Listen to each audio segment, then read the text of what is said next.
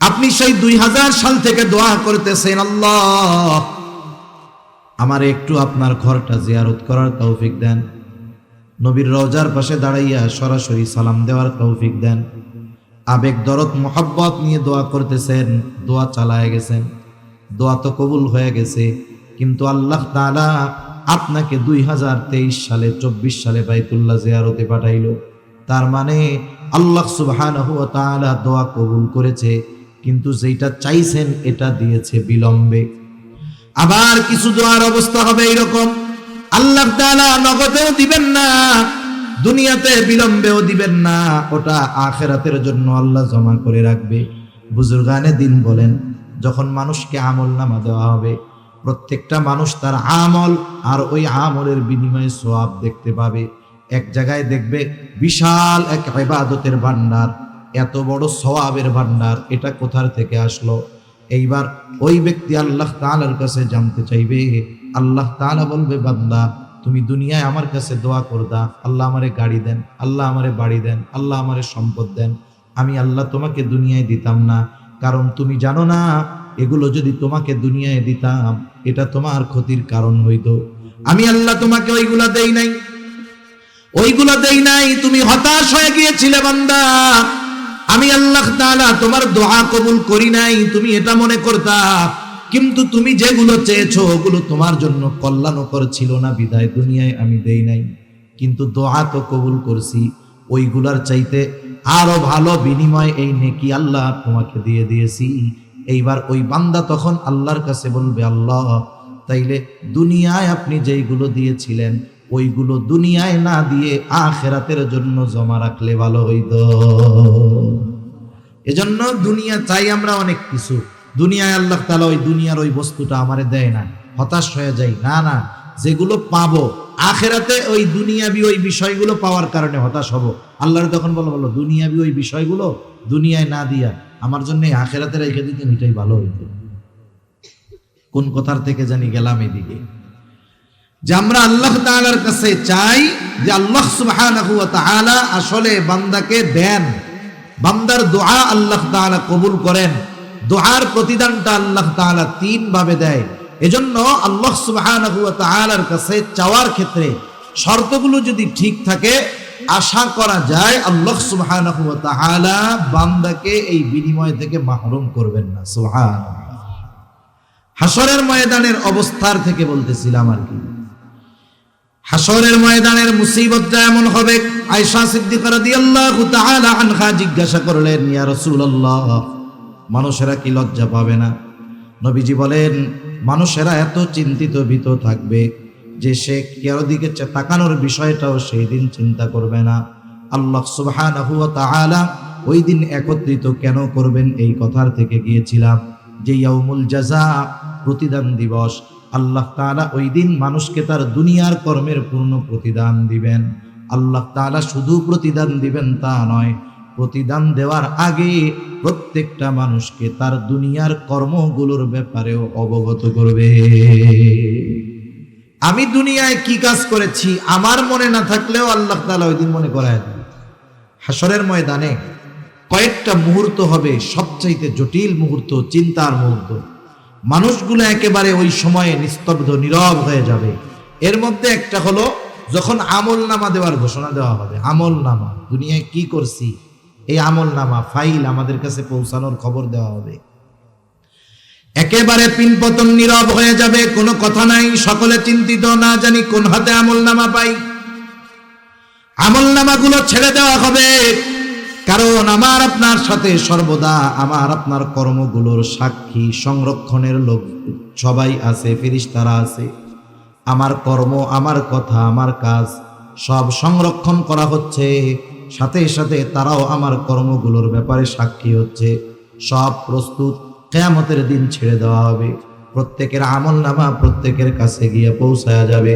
আমারটা অন্যের কাছে, অন্যেরটা আমার কাছে আসবে, বিষয়টা এমন নয়। আমলনামাগুলো কেউ ডান হাতে পাবে, কেউ বাম হাতে পাবে। সকলেই আশা করবে আজকে যেন আমি আমার আমলনামাটা ডান হাতে পাই, কিন্তু বাস্তবতা হলো ইচ্ছা করলেই হবে না, বরং আমলনামা কে ডান হাতে পাবে কে বাম হাতে পাবে এটা তার দুনিয়ার কর্মের উপরেই নির্ভর করবে। সম্মানিত উপস্থিতি, আমি সূরা মুদ্দাথির থেকে কয়েকটা আয়াত তিলাওয়াত করেছি। আয়াতগুলোকে সামনে রেখে কিছু কথা আপনাদের খেদমতে পেশ করার ইচ্ছা পোষণ করেছি। সর্বোপরি কথা হলো, এ দুনিয়াতে আমরা কেউ থাকবো না। এ দুনিয়া থেকে একদিন আমাদের সকলকে চলে যেতে হবে। এ দুনিয়াতে হাজারো মতের মানুষ আছে, হাজারো ধর্মের মানুষ আছে, হাজারো বিশ্বাসের মানুষ আছে। এ দুনিয়াতে একদল মানুষ আছে যারা স্রষ্টাকেই অবিশ্বাস করে, আছে না নাই? আল্লাহ তাআলাকে মানে না, বলে স্রষ্টা বলে কিছুই নাই। যত মতের, যত কথার, যত দলে বিভক্ত হোক না কেন মানুষ, যত মতানৈক্য মানুষের মধ্যে থাকুক না কেন, গোটা দুনিয়ার সব মানুষের মধ্যে একটা বিষয় নিয়ে কোনো মতানৈক্য নাই, যেটার নাম হলো মৃত্যু। ঠিক কিনা বলেন? এই মৃত্যু নিয়ে কোনো মতানৈক্য নাই। নাস্তিক আস্তিক, মুসলিম অমুসলিম সকলেই এটা মানে যে এ দুনিয়ায় আসছি, একদিন দুনিয়া থেকে চলে যেতে হবে। বাস্তবতা হলো আমাদের প্রত্যেকের একটা নির্ধারিত সময় আছে, হায়াত আছে, মেয়াদ আছে। আমি আপনি যখন মায়ের গর্ভের ভিতরে আল্লাহ তাআলা রূহ ফুকায়া দিলেন ফেরেশতারে দিয়া, এই দেহের সাথে রূহটা কতদিন থাকবে, এই দুনিয়াতে আমার অবস্থান কতকাল হবে, ওই দিনই আল্লাহ সুবহানাহু ওয়া তাআলার পক্ষ থেকে নির্ধারিত হয়ে গেছে। আরেকটা বিষয় হলো, আমাদের মূল হলো রূহ। রূহ যখন বের হয়ে যায়, এই দেহটার কোনো দাম নাই। দাম আছে বলেন? মনে করেন আপনি এখানে আসছেন, আপনার ঘর বাড়ি সব আছে, আপনার জন্য আপনার ঘরের মানুষ বিছানা রেডি করে রাখতেছে যে মাহফিল থেকে এসে ঘুমাবে, নামাজ পড়বে ফজরের। আল্লাহ না করুন, আপনি যদি এখন মারা যান, কেউ যদি মারা যায়, তার স্ত্রীকে এই কথা বলবে নাকি যে এত কষ্ট করে বিছানাটা করে রাখছি, আজকে রাত্রটা দেহ এই বিছানার মধ্যেই থাক? রাখবে? ঘরে আর ঢুকাবে না, মসজিদ থেকে খাটিয়া বের করে ওখানে শোয়া বাহিরে ফালায় রাখবে, অথচ আপনার ঘর, আপনার টাকায় বানানো সব। এই দেহটার কোনো দাম নাই। মূল হলো রূহ। আর রূহ কি হয়? রূহ শুধু স্থান পরিবর্তন করে, রূহ ধ্বংস হবে না। কারণ আল্লাহ তাআলা যেমন চিরন্তন, রূহ যেহেতু আল্লাহ তাআলার নির্দেশ, এই রূহ এটাও চিরন্তন, এটার কোনো ধ্বংস নাই, দেহ শেষ হয়ে যাবে। যেমন আমরা প্রথমে ছিলাম রূহের জগতে। আল্লাহ তাআলা যখন আদম আলাইহিস সালামের পৃষ্ঠদেশ থেকে কিয়ামত পর্যন্ত যত মানুষ আসবে, সকলের রূহ আল্লাহ তাআলা একত্রে বের করেছেন। এরপরে রূহের জগৎ, ওইখান থেকে আসলাম আলমে বতন, আলমে আরওয়াহ থেকে আলমে বতন, আলমে বতন থেকে এখন আছি আলমে দুনিয়ায়। এখানে একটা নির্ধারিত কাল অতিবাহিত হওয়ার পর এখান থেকে আবার আমরা স্থানান্তরিত হয়ে যাব। আমাদের প্রত্যেকেরই হায়াত নির্ধারিত, নির্দিষ্ট আছে, কিন্তু আমাদের জানা নাই। এই যে বোতলের গায়ে লেখা থাকে যে এই পানিটার মেয়াদ কতদিন, এই যে লেখা আছে, আমরা এটা দেখে বুঝতে পারি যে এটা আমার জন্য কেনা উচিত হবে কিনা, কেনা যাবে কিনা, খাওয়া যাবে কিনা। আমাদেরও একটা নির্ধারিত মেয়াদ আছে, আছে ঠিক, কিন্তু সেটা আমাদের কারো জানা নাই। এজন্য আমাদের উচিত সব সময় প্রস্তুত থাকা, কারণ ওই সময়টা যখন চলে আসবে, আমি আপনি যত সুস্থ থাকি না কেন এ দুনিয়ায় থাকতে পারবো না। আবার ওই সময় আসার আগে আমি আপনি যত অসুস্থ হই না কেন, আমি আপনি মরব না। একেবারে যথাসময়ে মৃত্যুর ফেরেশতা মালাকুল মাউত হাজির হয়ে যাবে, এক মুহূর্ত আগেও আসবে না, এক মুহূর্ত বিলম্বও করবে না। আল্লাহ তাআলা বলেন, ফাইদা জাআ আজালুহুম লা ইস্তাখিরুনা সাআতাও ওয়া লা ইস্তাকদিমুন। আল্লাহ রাব্বুল আলামিন জানায় দেন, একেবারে যথা সময়ে মৃত্যু চলে আসবে, এক মুহূর্ত আগেও মৃত্যু হবে না, এক মুহূর্ত বিলম্ব হবে না। যখন আমার আপনার দেহ থেকে রূহটাকে মালাকুল মাউত বিচ্ছিন্ন করে ফেলবে, এই দেহটা অচল নিশ্চল হয়ে যাবে। আমাদের অঞ্চলে যখন মানুষ মারা যায়, মসজিদের মধ্যে ঘোষণা করে, অমুক এলাকার অমুক আজ বিকাল 5 ঘটিকার সময় ইন্তেকাল করিয়েছে, আগামী দিন সকাল 8টায় অমুক স্থানে তার জানাজা অনুষ্ঠিত হবে। অতএব সকল ধর্মপ্রাণ মুসলমানদেরকে উক্ত মারহুমের রূহের মাগফিরাত কামনায় তার জানাজায় শরীক হওয়ার জন্য বিশেষভাবে অনুরোধ করা গেল। এইরকম প্রচার আপনাদের অঞ্চলে করে না? এখন আমরা অনেকের ব্যাপারে এই খবরটা শুনি, একদিন আমার খবরও মানুষে শুনবে। এই খবর বলার সময় একটা শব্দ বলে ইন্তেকাল, এটা হলো আরবি শব্দ, অর্থ হলো স্থানান্তরিত হওয়া। কি বলে? বলে আব্দুর রহিম ইন্তেকাল করিয়াছে। তার মানে ওই রূহ, ওটা মূল, ওটার নামই হলো আব্দুর রহিম। কারণ রূহ যখন আমার আপনার দেহ থেকে বের হয়ে যায়, কেউ ওই নিষ্প্রাণ দেহটাকে নাম ধরে ডাকে না, ওটাকে তখন বলে লাশ। মানে যার মধ্যে কিছুই নাই, কি নাই, সব আছে, বলে আসলটাই তো নাই, রূহই তো নাই। তাহলে মূল কথা হলো আমাদেরকে এই দুনিয়ার জগৎ থেকে স্থানান্তরিত হয়ে নতুন আরেক জগতে পদার্পণ করতে হবে, যেই জগতের নাম হলো আলমে বরজখ, লোকচক্ষুর অন্তরালের এক জগৎ। ওই জগৎটা কেমন? বলে দুনিয়ায় যার আমল যেমন, আলমে বরজখটা তার জন্য তেমন। দুনিয়ায় একজন ঈমান এনেছে, নেক আমল করেছে, ভালো কাজ করেছে, অবশ্যই তার আলমে বরজখটা তার জন্য শান্তির জায়গা হয়ে যাবে। আরেকজন দুনিয়ায় ঈমান আনে নাই, পাপাচারের মধ্যে লিপ্ত থেকেছে, গুনাহ করেছে, মন যা চায় তাই করেছে, বলে আলমে বরজখটা তার জন্য হয়ে যাবে কষ্টের। এই জন্য নবীজি সাল্লাল্লাহু আলাইহি ওয়াসাল্লাম জানায় দেন, আমাদেরকে যখন কবরস্থ করা হবে, কবরে রাখা হবে, আমাদের প্রত্যেককেই 3টা করে প্রশ্ন করা হবে। 1 নম্বর প্রশ্ন, মার রব্বুক, তোমার রবকে। 2 নম্বর প্রশ্ন, আমা দীনুক, তোমার দিন কি। 3 নম্বর প্রশ্ন, নবীজিকে দেখায় বলা হবে, মা হাদার রাজুলুল্লাযী বুইসা ফীকুম, অথবা প্রশ্ন করা হবে, আমার নবিয়ুক, তোমার নবীকে। এই যে 3টা প্রশ্ন আল্লাহ তাআলা কবরের মধ্যে যে করবে, নবীজি অনেক আগে জানায় দিয়েছেন। দুনিয়ার পরীক্ষার প্রশ্ন ফাঁস করা হয় না, প্রশ্ন জানা যায় পরীক্ষার হলে গিয়া। আর কবরের প্রশ্ন কি হবে অনেক আগের থেকে জানায় দেওয়া হলো।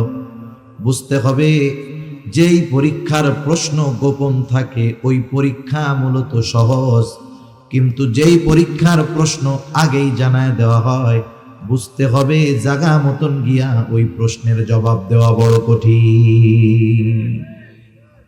আমরা যদি মনে করি যে প্রশ্ন তো জানি, 3 প্রশ্নের উত্তর মুখস্থ করে যাব, ফিরিস্তা আইসা জিজ্ঞাসা করার আগেই কইয়া দিব যে তুমি কি কি জিজ্ঞাসা করবা জানি, এই জবাব, কাজ হবে?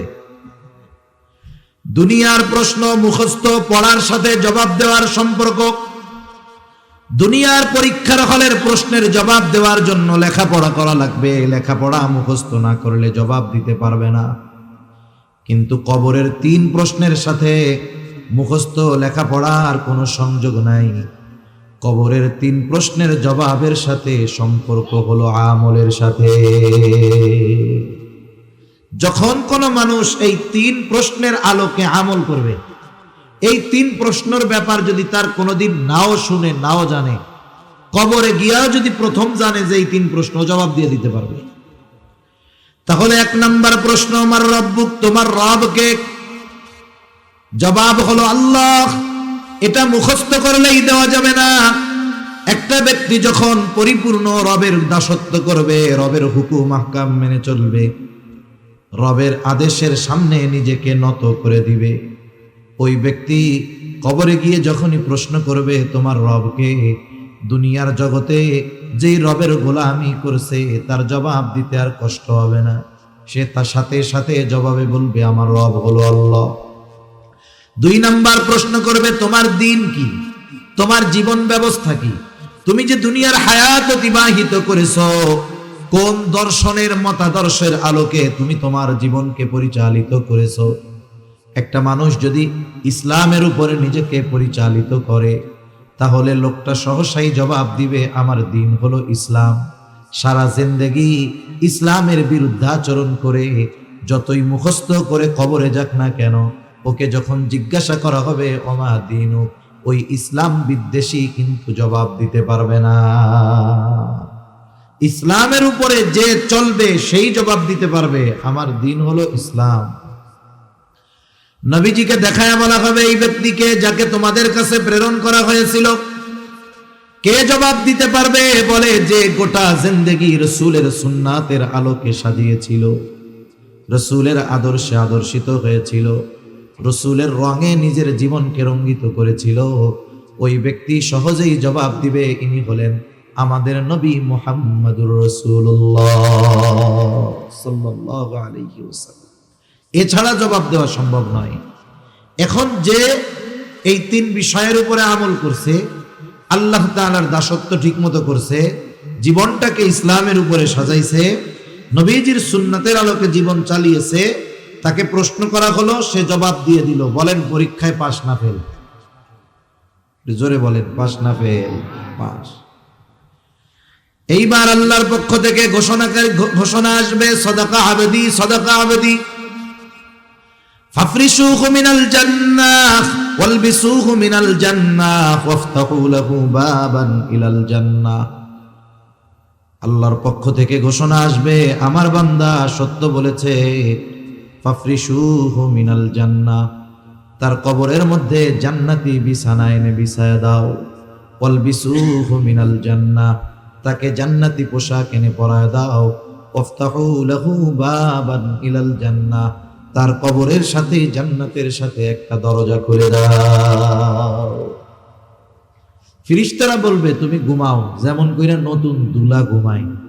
নতুন জামাই যখন কারো বাড়ি আসে, যখন ঘুমায়, শাশুড়ি কেউ যদি দেখতে আসে জামাইরে, শাশুড়ি কি বলে, ঘুমাইতেছে ঘুমাইতেছে, এরকম বলে না? এখন না, পরে এসো, ঘুমাইতেছে। কেউ তারে ডিস্টার্ব করবে না, তুমি আরামসে ঘুমাও। আবার যে এই তিন প্রশ্নের জবাব দিতে পারবে না, তার ব্যাপারে ঘোষণা আসবে, কাযাবা আবদি, কাযাবা আবদি, ফাফরিশুহু মিনান নার ওয়ালবিসুহু মিনান নার ওয়াফতাহু লাহু বাবান ইলান নার। এ বান্দা মিথ্যা বলতেছে, জবাব দিতে পারে নাই। সব প্রশ্নের জবাবে বলবে, লা আদরি, আমি কিছুই জানি না, পরীক্ষায় ফেল। বলবে, জাহান্নাম থেকে আগুনের বিছানা এনে বিছায়া দাও, জাহান্নাম থেকে আগুনের পোশাক এনে একে পরায়া দাও, জাহান্নামের সাথে তার কবরের সাথে একটা দরজা খুলে দাও। কত কষ্ট হবে ওই কবরের মধ্যে, আলমে বরজখে আযাবে থাকবে, আযাবের তীব্রতা এতটা বেশি হবে, ও মনে করবে এটাই মনে হয় জাহান্নাম। কারণ ওই রকম শাস্তি, আযাব কেউ কোনোদিন দেখে নাই। ফেরেশতারা তখন তাকে জানাবে, না, এটা জাহান্নাম নয়, বরং তোমার জন্য এর চাইতে কল্পনাতীত শাস্তি আল্লাহ তাআলা কিয়ামতের পরে তোমার জন্য প্রস্তুত করে রাখছে। ওইখানে তোমাকে অনন্তকাল থাকতে হবে। অবস্থাটা কি দেখেন, সে যেই আযাবে আছে আলমে বরজখে, মনে করবে এটাই মনে হয় জাহান্নাম। কিন্তু যখন আসল জাহান্নামের খবরটা শুনবে, দেখে নাই, শুধু ফেরেশতাদের কাছে শুনে এতটা ভীত সন্ত্রস্ত হয়ে যাবে, সে আল্লাহর কাছে বলতে থাকবে, আল্লাহ, কিয়ামত যেন কখনোই কায়েম না হয়। কারণ আমি আপনি যখন একটা কষ্টের মধ্যে থাকি, এর চাইতে বহুগুণ বেশি কষ্ট যখন সামনে আসে, বর্তমান যেই কষ্টটা আছে, সামনের ভয়াবহ কষ্টের কথা চিন্তা করে এটাকে স্বাভাবিক মনে হয়। ওই কষ্টের কথা শুনেই তারা মনে করবে ভালো আছি, এজন্য আল্লাহর কাছে বলবে, কিয়ামত কায়েম করেন না। আবার যার কবরটা জান্নাতের বাগান হবে, রাউদাতুম মিন রিয়াদিল জান্নাহ, ও মনে করবে এটাই মনে হয় জান্নাত। কিন্তু ফেরেশতারা তাকে জানাবে, না না, এটা জান্নাতের নেয়ামতের তুলনায় এটা কোনো কিছুই না। তোমার জন্য আল্লাহ তাআলা কল্পনাতীত জান্নাত তৈরি করে রাখছে। সেই জান্নাতের খবর আল্লাহ তাআলা দেন। জান্নাত কেমন? বলে, আ'আদতু লিইবাদিস সালিহিন মা লা আইনুন রাআত ওয়ালা উযুনুন সামিআত ওয়ালা খাতারা আলা কলবি বাশার। আল্লাহ তাআলা জানায় দেন, তিনি তার বান্দাদের জন্য, নেককার বান্দাদের জন্য এমন জান্নাত প্রস্তুত করে রেখেছেন, মা লা আইনুন রাআত, দুনিয়ার কোন চোখ এটা দেখে নাই, ওয়ালা উযুনুন সামিআত, ওই জান্নাতের প্রকৃত নিয়ামতের কথা দুনিয়ার কোনো কান শুনে নাই। ওয়ালা খাতারা আলা কলবি বাশার, ওই জান্নাতের নিয়ামত প্রকৃতপক্ষে কেমন হতে পারে দুনিয়ার কোনো মানুষের অন্তর এটা কল্পনাও করতে পারে না। সুবহানাল্লাহ। কি আছে জান্নাতের মধ্যে? আল্লাহ তাআলা বলেন জান্নাতের মধ্যে কি আছে? বলে ওয়ালাকুম ফিহা মা তাশতাহি আনফুসুকুম, মন যা চায় জান্নাতের মধ্যে তাই আছে। দুনিয়াতে কিন্তু অনেক কিছু আমাদের মন চায় কিন্তু দুনিয়ায় পাওয়া যায় না, ওইটাও জান্নাতে আছে। জান্নাতে গিয়া নতুন কইরা আরো যা মন চাবে তাও আল্লাহ তাআলা জান্নাতে রাখছে। যেমন দুনিয়ায় কত কিছু মন চায়, বলেন তো দুনিয়াতে কেউ কি বুড়া হইতে চায় নাকি? বৃদ্ধ হইতে চায়? কেউ চায় না, অধিকাংশ মানুষ চায় না। দেখবেন সেলুনে গেলে অনেক সময় দেখা যায় বুড়া মানুষ দাড়ি চুল পাইকে গেছে, যে চুল কাটে ওরে বলে তুই কি কলপ লাগাস রে, কয়দিন পরেই আবার সাদা হয়ে যায়। এমন কলপ দিবি জানি একটাও পাকা চুল না দেখা যায়। এখন একজন তার সাদা দাড়িকে কালো করতে চায় কেন? কারণ সাদা থাকলে তো মুরব্বি মুরব্বি লাগে, কালো যদি হয় তাহলে একটু জোয়ান জোয়ান লাগবে, তাই না? তাহলে দুনিয়াতে কেউ বৃদ্ধ হতে চায় না, কিন্তু বাস্তবতা হলো সময়ের সাথে সাথে একটা সময় বৃদ্ধ হয়ে যেতে হয়, যৌবন থাকে না। তাহলে দুনিয়াতে মন চায় যে আমি বুড়া হব না, যুবক থাকবো। বলে দুনিয়াতে মন চায়, তবে দুনিয়ায় সম্ভব নয়। জান্নাতে যে ঢুকবে সে চিরন্তন যুবক হয়ে ঢুকবে, কখনো সে বুড়া হবে না। 33 বছরের টকবগে যুবক থাকবে, কখনো কি হবে না? বুড়া হবে না। আবার দুনিয়াতে কেউ অসুস্থ হতে চায় না, মন চায় ঠিক, তবে কোনো না কোনো কারণে নিজের অজান্তে অসুস্থ হয়ে যেতেই হয়। বার্ধক্যকালে যত সুস্থ মানুষ হোক, বিভিন্ন অসুস্থতা এসে তাকে গ্রাস করে বসে। অনেক সময় যুবক মানুষ অসুস্থ হয়ে যায়। তাহলে দুনিয়ায় মন চায় চির সুস্থতা, কিন্তু দুনিয়ায় সম্ভব নয়। বলে জান্নাতে যে যাবে, একবার যখন ঢুকবে আর কোনোদিন সে অসুস্থ হবে না। এক কথায় দুনিয়ায় আপনার কত কিছু মনে চাইতে পারে, যা মন চায় সব জান্নাতে পাওয়া যাবে। আবার জান্নাতে গিয়ে নতুন করে যদি কিছু মনে চায় সেটাও আল্লাহ তাআলা দিবে। সুবহানাল্লাহ বলেন। তাহলে যার কবরটা জান্নাতের বাগান, ও মনে করবে এটাই জান্নাত। যখন তাকে বলা হবে এর চাইতে কল্পনাতীত নিয়ামত তোমার জন্য প্রস্তুত করে রাখা হয়েছে, যেটা তুমি কিয়ামতের পরে পাবা, এইবার যখন ওই নিয়ামতের কথা শুনবে, সে আল্লাহর কাছে ফরিয়াদ করবে, বলবে আল্লাহ যথা দ্রুত সম্ভব আপনি কিয়ামত কায়েম করেন, আমি আমার অনন্তকালের চূড়ান্ত বাসস্থানে যেতে চাই। কারণ যখন এটারে সবচেয়ে ভালো মনে করছে, যখন এইটার চাইতে আরো বেশি ভালোর খবর শুনছে, এখন তর সয় না, আল্লাহ তাড়াতাড়ি আপনি কিয়ামত দেন যাতে করে আমি আমার আসল বাসস্থানে যেতে পারি। এখন আমাদের সবাইকে এই আলমে বরজখে যাওয়া লাগবেই, কোনো সন্দেহ নেই। আমাদের সকলকে দীর্ঘকাল এই আলমে বরজখের বাসিন্দা হতেই হবে। আলমে বরজখে আমাদের থাকতে হবে দীর্ঘকাল, তবে অনন্তকাল নয়। সর্বশেষ যেই ব্যক্তি দুনিয়া থেকে ইন্তেকাল করবে, স্থানান্তরিত হবে, সেও কমপক্ষে 40,000 বছর আলমে বরজখের বাসিন্দা থাকবে। আল্লাহ সুবহানাহু ওয়া তাআলা ইসরাফিল আলাইহিস সালামকে সিংহায় ফুৎকারের আদেশ দিবেন। প্রথমবার সিংহায় ফুৎকারের মাধ্যমে এ দুনিয়া থেকে মানব সভ্যতার ইতি ঘটবে। আল্লাহ তাআলা কোরআনুল কারীমের মধ্যে বলেন, ওয়ানুফিখা ফিস সূরি ফাসাইকা মান ফিস সামাওয়াতি ওয়া মান ফিল আরদ ইল্লা মান শাআল্লাহ সুম্মা নুফিখা ফীহি উখরা ফাইযা হুম কিয়ামুন ইয়ানজুরুন। আল্লাহ রাব্বুল আলামিন বলেন, প্রথমবার সিংহায় ফুৎকার দেওয়ার পর ফাসাইকা মান ফিস সামাওয়াতি ওয়া মান ফিল আরদি ইল্লা মান শাআল্লাহ।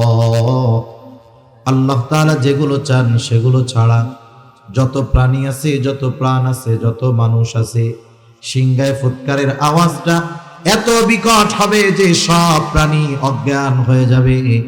মুফাসসিরিন ইকরাম বলেন প্রথমে অজ্ঞান হবে, এরপরে সবার মৃত্যু ঘটবে। এর মাধ্যমে সর্বশেষ মানুষটাও আলমে বরজখের বাসিন্দা হয়ে যাবে। এরপরে পুনরায় আবার সিংহায় ফুৎকার দেওয়া হবে। মুফাসসিরিন ইকরাম বলেন দুই সিংহায় ফুৎকারের মাঝে ব্যবধান হলো কমপক্ষে 40,000 বছর। এই হিসাবে যেই মানুষটা সর্বশেষ দুনিয়া থেকে বিদায় নিবে ও কমপক্ষে 40,000 বছর আলমে বরজখে থাকবে। আল্লাহ তাআলা এরপরে বলেন সুম্মা নুফিখা ফীহি উখরা ফাইযা হুম কিয়ামুন ইয়ানজুরুন। আবার যখন সিংহায় ফুৎকার দেওয়া হবে প্রত্যেকের অবস্থান স্থল থেকে উঠে দাঁড়ায়া যাবে। প্রত্যেকে উঠে দেখতে থাকবে কি হচ্ছে এগুলো। শুধু তাই না, আল্লাহ তাআলা কোরআনুল কারীমের সূরা ইয়াসিনের মধ্যে বলেন ওয়ানুফিখা ফিস-সূরি ফাইযা হুম মিনাল আজদাফি ইলা রাব্বিহিম ইয়ানসিলুন। এখানে দ্বিতীয়বার সিংহায় ফুৎকার উদ্দেশ্য। সিংহায় ফুৎকার দেওয়ার পর প্রত্যেকে তার অবস্থান স্থল থেকে উঠে যাবে। ইলা রাব্বিহিম ইয়ানসিলুন, প্রত্যেকেই তার রবের দিকে ছুটতে থাকবে। ওইখানে বলা হইল উইঠা তাকাইতে থাকবে। মুফাসসিরিন ইকরাম বলেন উদ্দেশ্য হলো উঠবে, তাকাইয়া ডানে বামে দেখবে কি হচ্ছে, এরপরে অটোমেটিক তারা তাদের রবের দিকে ছুটতে থাকবে। কেমন অবস্থা হবে ওই দিন? মানুষেরা উঠবে এতটা ভীত সন্ত্রস্ত থাকবে, যার কবরে আযাব ছিল সেও কবরের আযাবের কথা ভুলে যাবে। একদল মানুষ বলবে, কি বলবে?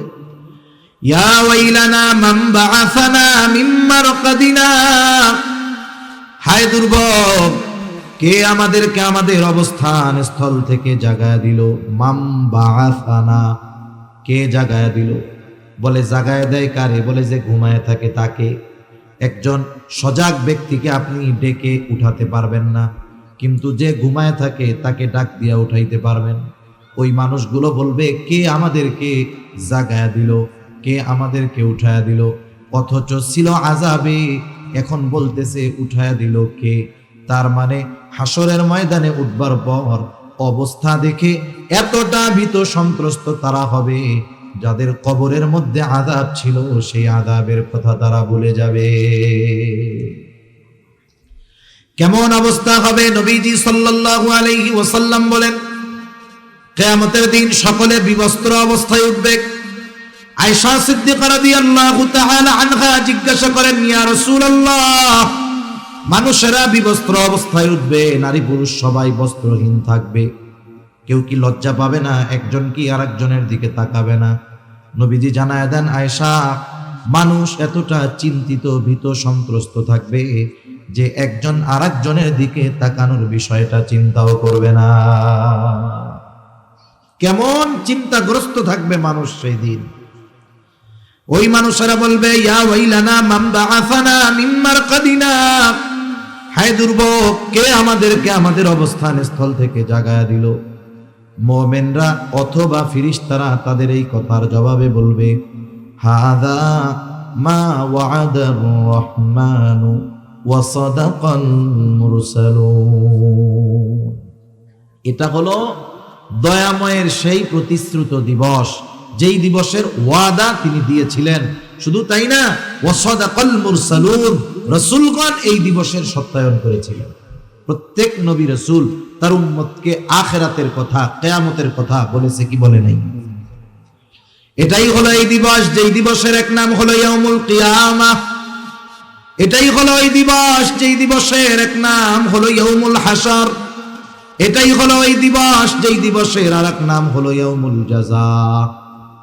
এটাই হলো সেই দিবস, যেই দিবসের আরেক নাম হলো ইয়াউমুদ্দিন। ইয়াউমুল হাসর, একত্রিতকরণ দিবস। পৃথিবীর শুরু থেকে নিয়ে শেষ পর্যন্ত যত মানুষ আছে, ছিল, আসবে, সকলকে ওই দিন আল্লাহ তাআলা একত্রিত করবেন। বলে ইয়াউমুল জাযা, প্রতিদান দিবস। ওই দিন আল্লাহ তাআলা প্রত্যেকটা মানুষের তার দুনিয়ার কর্মের পূর্ণ প্রতিদান দিবেন। আল্লাহ তাআলা বলেন ওয়া ইন্নামা তুওয়াফাউনা উজুরাকুম ইয়াউমাল কিয়ামাহ ফামান যুহজিহা আনিন নার ওয়া উদখিলাল জান্নাতা ফাকাদ ফাজ। আল্লাহ রাব্বুল আলামিন বলেন মানুষকে তার কর্মের পূর্ণ প্রতিদান দেওয়া হবে কিয়ামতের দিন। মূল কথা হইল মানুষকে তার দুনিয়ার কর্মের পূর্ণ প্রতিদান আল্লাহ তাআলা কিয়ামতের দিন দিবেন। দুনিয়ায় আল্লাহ তাআলা কোনো মানুষকে তার ভালো কর্ম হোক আর মন্দ কর্ম হোক এর প্রতিদান পরিপূর্ণভাবে আল্লাহ তাআলা দুনিয়ায় দেয় না। অনেক সময় অনেক মানুষ ভালো কাজ করে, নেকের কাজ করে, গুনাহ, ঠিক কিনা বলেন? আবার দুনিয়াতে অনেকে মন্দ কাজ করে, গুনার কাজ করে। ঘুরে ফিরে কি দেখা যায়? বলে যারা জুলুম করে, যারা অত্যাচার করে, দুর্নীতিবাজ, এরা বাঁচেও বেশি দিন, অসুস্থও সহজে হয় না, দুনিয়াতে এদের প্রভাব প্রতিপত্তিও বেশি থাকে, ঠিক কিনা বলেন? আমরা অনেক সময় আফসোস করি, আরে এত জুলুম করে, এটা মরেও না, কোনো আযাবও আসে না। জালেম যখন জুলুম করে ওর জুলুমের মাত্রা বাড়ার দ্বারা আমরা তো আশাহত হই, কিন্তু আল্লাহ তাআলা জালেমকে বেশি জুলুম করার সুযোগ দেন কেন? কারণ ও যত বেশি জুলুম করবে ওকে তত বেশি শাস্তি দেওয়া যাবে, ঠিক কিনা বলেন? মূলত ওর শাস্তি বেশি দেওয়ার জন্য ওকে জুলুম করার সুযোগ আল্লাহ তাআলা দেয়। এজন্য যখন কোনো পাপাচারী জালেম সে দীর্ঘ হায়াত পায়, সুস্থ থাকে, এটারে নেয়ামত মনে করার সুযোগ নেই। কিন্তু জালেমরা কিন্তু নেয়ামত মনে করে। ও অসুস্থ হয় না, পাপ করতেছে, আবার ভালোই আছে, ও মনে করে আল্লাহ মনে করে খুব ভালোবাসে। আসলে কি বিষয়টা তাই? তাইলে তো আল্লাহর কাছে প্রিয় এক বান্দা ফেরাও, 400 বছর তার সর্দি টর্দি কিচ্ছু লাগে নাই, তাহলে বড় বুজুর্গ হয়ে যেত না? কিন্তু আল্লাহ তাআলা ওরে সুযোগ দিছে কেন? শাস্তি বেশি দেওয়ার জন্য। দুনিয়াতে এই জন্য যারা জালেম আছে আমরা যত দেখি না কেন, মনে করি না কেন যে আল্লাহ তাআলা এদেরকে ছাড় দেয়, আসলে তা না, ছেড়ে দেবেন তা না। আল্লাহ তাআলা দুনিয়াতে পাপ করার সুযোগ দিয়েছেন যাতে আখিরাতে শাস্তি বেশি বেশি দিতে পারেন। আবার এই যে দুনিয়ায় যারা নেকের কাজ করতেছে মূল প্রতিদান আল্লাহ তাআলা আখিরাতে দিবেন। এই জালেমের জুলুমের যেই মূল প্রতিদান, পূর্ণ প্রতিদান আল্লাহ তাআলা তাকে আখিরাতে দিবে। দুনিয়ায় তো অনেক মানুষ এমন হবে, যেমন দোয়ার কথা বুজুর্গানে দিন বলেন, একটা মানুষ যখন দোয়া করে, দোয়ার প্রতিদান আল্লাহ তাআলা 3 ভাবে দেয়। দোয়া কবুলের কিছু শর্ত আছে, শর্তগুলো ঠিক রেখে যদি সে দোয়া করে, যেমন হারাম খায় না, অন্যেরটা মেরে খায় না, অসম্ভব কিছু আল্লাহর কাছে চায় না। যেমন কেউ যদি আল্লাহর কাছে এই দোয়া করে যে আল্লাহ আপনি তো নূহ আলাইহিস সালাম রে 950 বছর হায়াত দিয়েছেন, আমারে বেশি না 500 বছর দিলে হবে, এই দোয়া কি করা যাবে নাকি? কারণ নবীজি জানিয়েছেন আমার উম্মতের গড় আয়ু হলো 60 থেকে 70, এই জায়গায় আপনি কেন 500 বছর চাইবেন? এজন্য এমন কিছু না চাওয়া যেটা আল্লাহ দিবেন না। এই বিষয়গুলো, কিছু বিষয় আছে ঠিক রেখে যদি আল্লাহর কাছে দোয়া করা হয় তাহলে ওই ব্যক্তির দোয়া কবুল হয়, কোনো সন্দেহ নাই। তবে দোয়ার প্রতিদান আল্লাহ তাআলা 3টা স্তরে দেন। কয় স্তরে? প্রথম হলো দোয়া করার সাথে সাথেই আল্লাহ তাআলা কবুল করেন। আপনি আমি আমার আপনার জীবনের অনেক দোয়া আছে যে নগদে করছি, আল্লাহ তাআলার কাছে কবুল হয়ে গেছে। এইরকম নজির আপনি অনেক পাবেন। কথার কথা মনে করেন একটা উদাহরণ দেই। গভীর রাত আপনার বাবা, আপনার মা অথবা সন্তান অসুস্থ হয়ে গেছে, রাত বাজে 3টা 4টা, রোগী হসপিটালে নিয়ে যেতে হবে। আপনি যখন এখান থেকে ঘর থেকে বের হবেন, স্বাভাবিক 2টা 3টার সময় কোনো ধরনের গাড়ি না পাবেন না, এটাই স্বাভাবিক, ঠিক কিনা বলেন? কিন্তু গাড়ি তো প্রয়োজন। আপনি যখন ঘর থেকে বের হবেন হয়তো হাত উঁচু করবেন না, কিন্তু অন্তরে অন্তরে আল্লাহর কাছে বলবেন, আল্লাহ রে এখন যদি একটা গাড়ি মিলা যাইতো কতই না ভালো হইতো। গেট খোলা বাহির হইলেন, দেখলেন যে একটা সিএনজি আপনার সামনে আইসা হাজির। কিরে ভাই কই যাবা? বলে চিটাগাং মেডিকেলে যাব, ওইখান থেকে একজন লোকরে আনতে হবে। তখন আপনি বলবেন কি যে দাঁড়াও, আমার একজন রুগী আছে, সেও যাবে, একটু চিন্তা করেন। আপনি মনে করতেছেন এটা সাধারণ বিষয়, না না, ওই যে বের হওয়ার সময় অন্তরে আল্লাহর কাছে দোয়া করেছেন, ওইটা আল্লাহ তাআলা নগদেই কবুল করে নিছে। এরকম 1টা 2টা না, আপনি আমি যদি খেয়াল করি আমার আপনার জীবনে হাজার হাজার দোয়া আছে যেটা আল্লাহ নগদে দিয়েছেন। দোয়ার দ্বিতীয় অবস্থা হয় আল্লাহ তাআলা নগদে দেন না, দুনিয়ায় দেন, তবে একটু বিলম্বে দেন। আপনি সেই 2000 সাল থেকে দোয়া করতেছেন, আল্লাহ আমার একটু আপনার ঘরটা জিয়ারত করার তৌফিক দেন, নবীর রওজার পাশে দাঁড়াইয়া সরাসরি সালাম দেওয়ার তৌফিক দেন। আবেগ দরদ মোহাব্বত নিয়ে দোয়া করতেছেন, দোয়া চালায় গেছেন, দোয়া তো কবুল হয়ে গেছে, কিন্তু আল্লাহ তাআলা আপনাকে 2023 সালে 24 সালে বাইতুল্লাহ জিয়ারতে পাঠাইলো। তার মানে আল্লাহ সুবহানাহু ওয়া তাআলা দোয়া কবুল করেছে, কিন্তু যেটা চাইছেন এটা দিয়েছে বিলম্বে। আবার কিছু দোয়ার অবস্থা হবে এরকম, আল্লাহ তাআলা নগদেও দিবেন না, দুনিয়াতে বিলম্বেও দিবেন না, ওটা আখিরাতের জন্য আল্লাহ জমা করে রাখবে। বুজুর্গানে দিন বলেন, যখন মানুষকে আমলনামা দেওয়া হবে, প্রত্যেকটা মানুষ তার আমল আর ওই আমলের বিনিময়ে সওয়াব দেখতে পাবে। এক জায়গায় দেখবে বিশাল এক ইবাদতের ভান্ডার, এত বড় সওয়াবের ভান্ডার, এটা কোথা থেকে আসলো? এইবার ওই ব্যক্তি আল্লাহ তাআলার কাছে জানতে চাইবে। আল্লাহ তাআলা বলবে, বান্দা তুমি দুনিয়ায় আমার কাছে দোয়া করদা, আল্লাহ আমারে গাড়ি দেন, আল্লাহ আমারে বাড়ি দেন, আল্লাহ আমারে সম্পদ দেন। আমি আল্লাহ তোমাকে দুনিয়ায় দিতাম না, কারণ তুমি জানো না এগুলো যদি তোমাকে দুনিয়ায় দিতাম এটা তোমার ক্ষতির কারণ হইতো। আমি আল্লাহ তোমাকে ওইগুলা দেই নাই, ওইগুলা দেই নাই, তুমি হতাশ হয়ে গিয়েছিলে বান্দা। আমি আল্লাহ তাআলা তোমার দোয়া কবুল করি নাই, তুমি এটা মনে করতা, কিন্তু তুমি যেগুলো চেয়েছো ওগুলো তোমার জন্য কল্যাণকর ছিল না, বিদায় দুনিয়ায় আমি দেই নাই। কিন্তু দোয়া তো কবুল করছি, ওইগুলার চাইতে আরো ভালো বিনিময় এই নেকি আল্লাহ তোমাকে দিয়ে দিয়েছি। এইবার ওই বান্দা তখন আল্লাহর কাছে বলবে, আল্লাহ তাইলে দুনিয়ায় আপনি যেইগুলো দিয়েছিলেন ওইগুলো দুনিয়ায় না দিয়ে আখিরাতের জন্য জমা রাখলে ভালো হইতো। এজন্য দুনিয়া চাই আমরা অনেক কিছু, দুনিয়ায় আল্লাহ তাআলা ওই দুনিয়ার ওই বস্তুটা আমারে দেয় না, হতাশ হয়ে যাই, না না, যেগুলো পাবো আখিরাতে ওই দুনিয়াবি ওই বিষয়গুলো পাওয়ার কারণে হতাশ হব। আল্লাহর তখন বলো দুনিয়াবি ওই বিষয়গুলো দুনিয়ায় না দিয়া আমার জন্য আখিরাতে রেখে দিতেন, এটাই ভালো হইতো।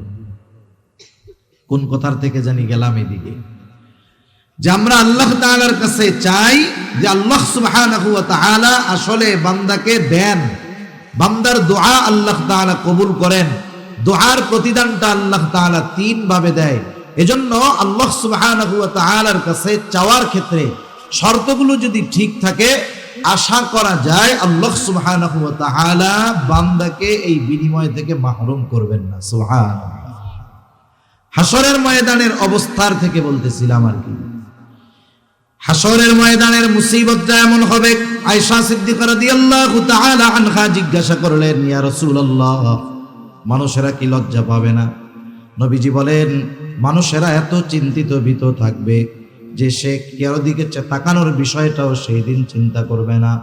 আল্লাহ সুবহানাহু ওয়া তাআলা ওই দিন একত্রিত কেন করবেন এই কথার থেকে গিয়েছিলাম যে ইয়াউমুল জাযা, প্রতিদান দিবস। আল্লাহ তাআলা ওই দিন মানুষকে তার দুনিয়ার কর্মের পূর্ণ প্রতিদান দিবেন। আল্লাহ তাআলা শুধু প্রতিদান দিবেন তা নয়, প্রতিদান দেওয়ার আগে প্রত্যেকটা মানুষকে তার দুনিয়ার কর্মগুলোর ব্যাপারেও অবগত করবে। আমি দুনিয়ায় কি কাজ করেছি আমার মনে না থাকলেও আল্লাহ তাআলা ওই দিন মনে করায় দেন। হাসরের ময়দানে কয়েকটা মুহূর্ত হবে সবচাইতে জটিল মুহূর্ত, চিন্তার মুহূর্ত। মানুষগুলো একেবারে ওই সময়ে নিস্তব্ধ নীরব হয়ে যাবে। এর মধ্যে একটা হলো যখন আমলনামা দেওয়ার ঘোষণা দেওয়া হবে। আমলনামা, দুনিয়ায় কি করছি এই আমলনামা ফাইল আমাদের কাছে পৌঁছানোর খবর দেওয়া হবে। একেবারে পিনপতন নীরব হয়ে যাবে, কোনো কথা নাই, সকলে চিন্তিত, না জানি কোন হাতে আমলনামা পাই। আমলনামাগুলো ছেড়ে দেওয়া হবে, কারণ আমার আপনার সাথে সর্বদা আমার আপনার কর্মগুলোর সাক্ষী সংরক্ষণের লোক সবাই আছে, ফেরেশতারা আছে। আমার কর্ম, আমার কথা, আমার কাজ সব সংরক্ষণ করা হচ্ছে, সাথে সাথে তারাও আমার কর্মগুলোর ব্যাপারে সাক্ষী হচ্ছে। সব প্রস্তুত, কিয়ামতের দিন ছেড়ে দেওয়া হবে। প্রত্যেকের আমলনামা প্রত্যেকের কাছে গিয়ে পৌঁছায়া যাবে। আমারটা অন্যের কাছে, অন্যেরটা আমার কাছে আসবে, বিষয়টা এমন নয়। আমলনামাগুলো কেউ ডান হাতে পাবে, কেউ বাম হাতে পাবে। সকলেই আশা করবে আজকে যেন আমি আমার আমলনামাটা ডান হাতে পাই, কিন্তু বাস্তবতা হলো ইচ্ছা করলেই হবে না, বরং আমলনামা কে ডান হাতে পাবে কে বাম হাতে পাবে এটা তার দুনিয়ার কর্মের উপরেই নির্ভর করবে। একটা বিষয় দেখেন, দুনিয়াতে আমাদের গড় আয়ু 60 থেকে 70 বছর। সবাই তো আর 70 বছর বাঁচে না, কেউ একটু বেশি বাঁচে, এর সংখ্যা কম। কিন্তু 70-এর কম, এটাই সংখ্যা বেশি। অথচ এই অল্প সময়ে 60-70 বছরের হায়াতটা এত দাম যে এই 60-70 বছরের কর্মের উপরে নির্ভর করতেছে আমার পুরো অনন্তকালের অবস্থা। এজন্য আমরা দুনিয়ার সময়টাকে একেবারে হেলায় খেলায় বিনষ্ট করে ফেলি, এটা কখনোই ঠিক হবে না। এবার আমলনামা যারা ডান হাতে পাবে তারা তো আনন্দিত হয়ে যাবে। তাদের অভিব্যক্তি কেমন হবে, তারা কতটা আনন্দিত হবে, আল্লাহ তাআলা কোরআনুল কারীমের মধ্যে জানায় দেন। আল্লাহ তাআলা বলেন, ফাআম্মা মান উতিয়া কিতাবাহু বিয়ামিনি ফায়াকুলু হাউমু ইকরাউ কিতাবিয়া ইন্নী যানানতু আন্নী মুলাকিন হিসাবিয়া। যারা ডান হাতে আমলনামা পাবে ওরা এতটা আনন্দিত হবে, মানুষদেরকে ডেকে ডেকে বলবে, হা উমকরাউ কিতাবিয়া, এই তো আমার কিতাব, এই তো আমার আমলনামা, তোমরা পড়ো আমার কিতাব, পড়ো আমার আমলনামা। আমরা যখন ছোটবেলায় প্রাইমারিতে পড়ছি, আমাদের সময় শুধু পরীক্ষায় কে কোন বিষয়ে কত পাইছে এটা জানানো হতো না, একেবারে খাতা সহ দিয়ে দেওয়া হতো। স্যার বলতো, দেখো কি লেখছো, কোথায় কোথায় ভুল হয়েছে। আবার বলতো, খাতা বাসায় নিয়ে যাবা, আব্বা আম্মাকে দেখাইয়া সিগনেচার করে আনবা। এখন তো শুধু মার্ক জানায়া দেয়। এখন ইংরেজি বা অঙ্ক খাতা দিল যে 100-তে 100 পাইছে, তার মানে তার অঙ্কে কোনো ভুল হয় নাই। বলেন তো সে খুশি হয় না বেজার হয়? অন্যরাও বলে, দেখি তো দোস্ত তোমার খাতাটা, ও বলে দেখ কত পেয়েছে, খুশির ঠেলায়, ঠিক না? এখন জিজ্ঞাসা করে, আমরা তো একই লেখাপড়া করছি, তা আমাদের তো 100 মার্কের কমন হয় নাই, তুমি 100 উত্তর কেমনে দিলা? ও বলে, দে শোনো, তোমরা তো রাত্রে ঘুমাই যাইতা, আমি এক্সট্রা ভাবে এই বাকি অঙ্কগুলোও করতাম, ওইগুলোর মধ্যে থেকে এগুলো আসছে, এই জন্যই তো আমি 100-তে 100 পেয়েছি, ঠিক কিনা বলেন? এই যে 100-তে 100 পাইছে, কারণ বলে কি, আমি এক্সট্রা ভাবে লেখাপড়া করেছি। ডান হাতে যে আমলনামা পাবে সেও কেমন যেন ডান হাতে আমলনামা পাবার কারণগুলো বলে দিবে। কি কারণ? বলে, ইন্নী যানানতু আন্নী মুলাকিন হিসাবিয়া। ডান হাতে আমলনামা পাবার কারণ, আমি এই ব্যাপারে দৃঢ় ধারণা রাখতাম, তথা দুনিয়ায় আমি এই ব্যাপারে দৃঢ় বিশ্বাসী ছিলাম, আমাকে আমার কর্মের হিসাবের মুখোমুখি হওয়া লাগবে। আমি দুনিয়াতে এই বিশ্বাসটা অন্তরের মধ্যে দৃঢ়ভাবে ধারণ করেছি যে দুনিয়ায় আমি যেই কর্ম করি না কেন, দুনিয়ার কারো কাছে হয়তো আমার হিসাব দেওয়া লাগবে না, দুনিয়ার আইনের ফাঁক ফোকর দিয়ে আমি বের হয়ে যেতে পারবো। আমি একাকী যদি কোনো অন্যায় করি কেউ দেখবে না, দুনিয়ার কারো কাছে আমার হিসাব দেওয়া লাগবে না। কিন্তু আমি এই চিন্তা করতাম, দুনিয়ার কারো কাছে আমার কর্মের হিসাব দেওয়া না লাগুক, আমার আল্লাহর সামনে আমাকে হিসাবের কাঠগড়ায় দাঁড়াতে হবে।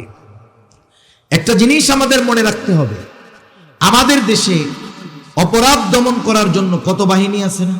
পুলিশ আছে, র্যাব আছে, বিজিবি আছে, চিতা আছে, কোবরা আছে, তারপরে অন্যান্য কত বাহিনী আছে। আপনারা বলেন তো, বাহিনী, এই আইন শৃঙ্খলা বাহিনীর সংখ্যা দিন দিন বাড়ে না কমে?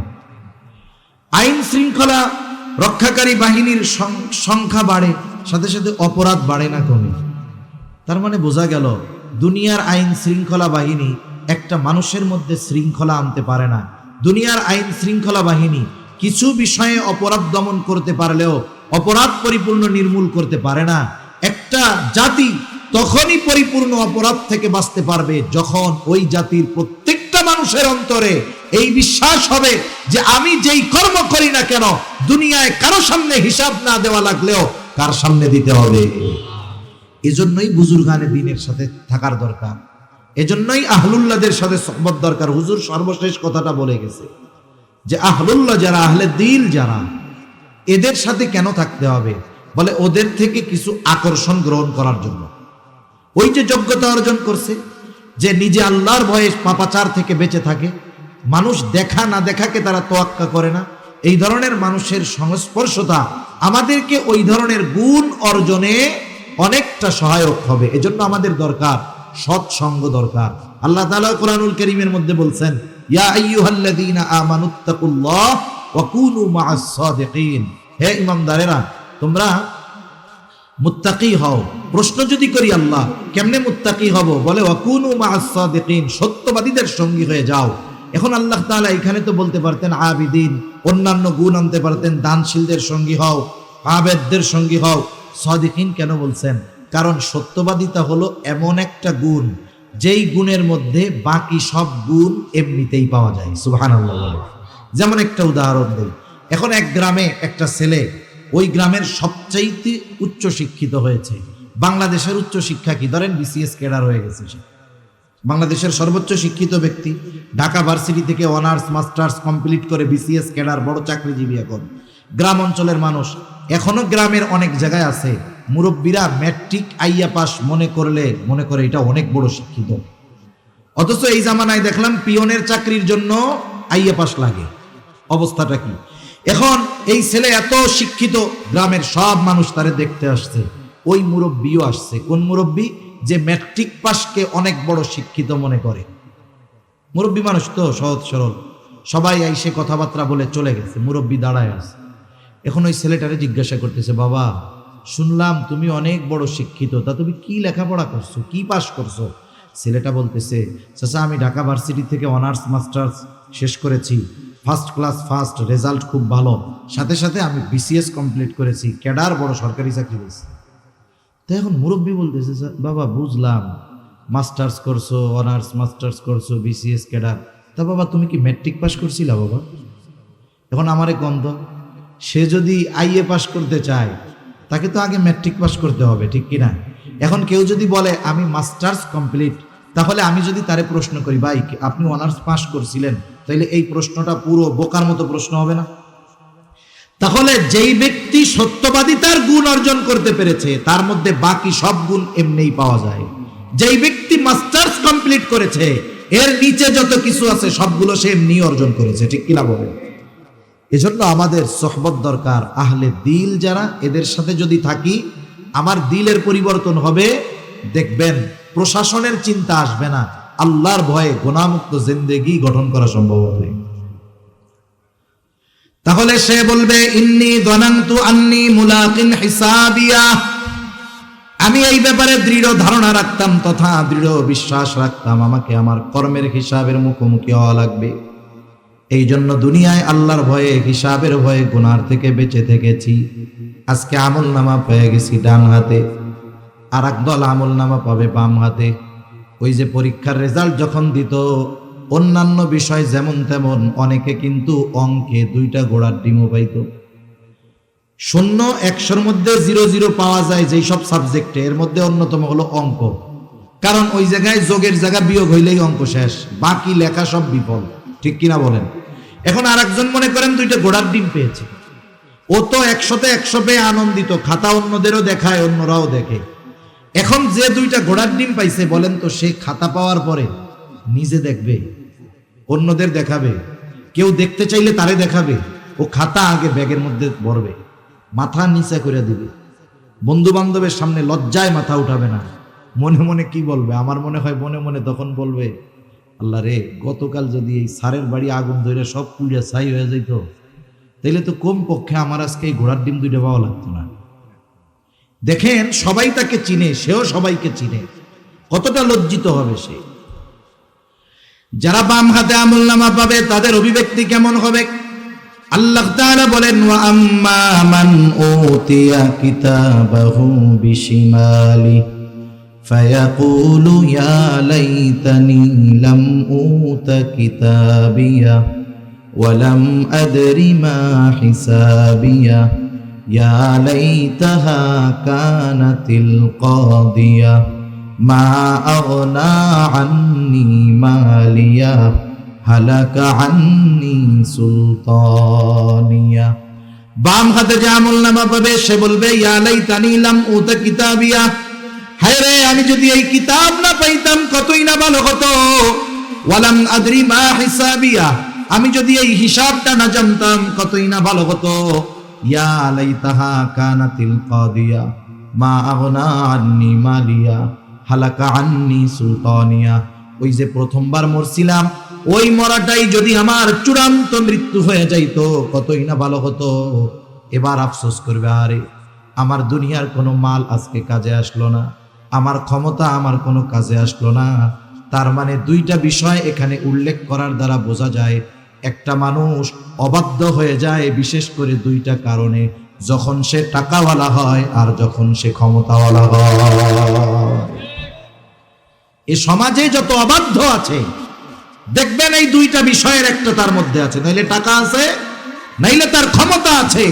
ও এই দুটো জিনিস দুনিয়াতে ব্যবহার করে সকল ধরনের পাপাচারে লিপ্ত হয়, আর এই দুইটা জিনিসকে সে দুনিয়ায় পাওয়াকে গর্বের মনে করে।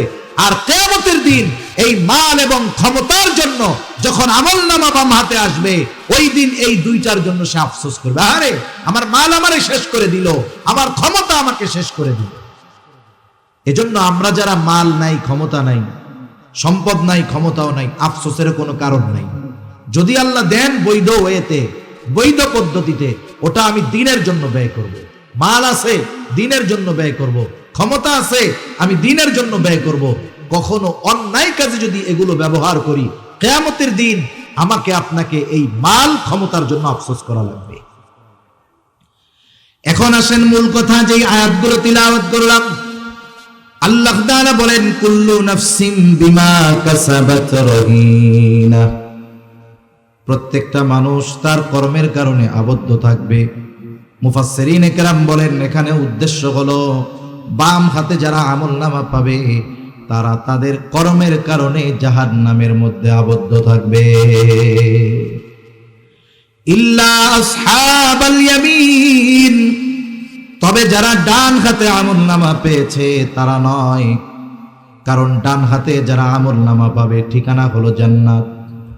এইবার জান্নাতি জান্নাতের মধ্যে, জাহান্নামী জাহান্নামের মধ্যে। জান্নাতে যাওয়ার আগ পর্যন্ত জান্নাতীর টেনশন থাকবে, পেরেশানি থাকবে, কিন্তু জান্নাতে যাওয়ার পরে আর কোনো টেনশন থাকবে না। হাসরের ময়দানে কেমন চিন্তিত থাকবে মানুষ। আল্লাহ তাআলা বলেন ইয়াউমা ইয়াফিরুল মারউ মিন আখিহি ওয়া উম্মিহি ওয়া আবিহি ওয়া সাহিবাতিহি ওয়া বানিহি লিকুল্লি ইমরিইম মিনহুম ইয়াউমাইযিন শা'নুন ইউগনি। আল্লাহ তাআলা বলেন কিয়ামতের দিন ভাই ভাইয়ের থেকে পলায়ন করবে। ওয়া উম্মিহি ওয়া আবিহি, পিতামাতার থেকে পলায়ন করবে। ওয়া সাহিবাতিহি ওয়া বানিহি, দুনিয়ায় যেই স্ত্রী সন্তানের চেহারা দেখলে সারা দিনের ক্লান্তি নিমেষে দূর হয়ে যায়, ওই দিন সেই সন্তান থেকে পলায়ন করবে। কেউ চাইবে না পরিচিত কারো সাথে কারো দেখা হয়ে যাক।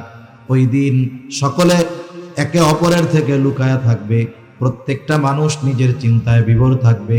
শুধু তাই না, মানুষেরা এমনও বলবে আল্লাহ আপনি সারা দুনিয়ার সব মানুষকে জাহান্নামে দিয়ে হলেও আপনি আমাকে মাফ করে দেন।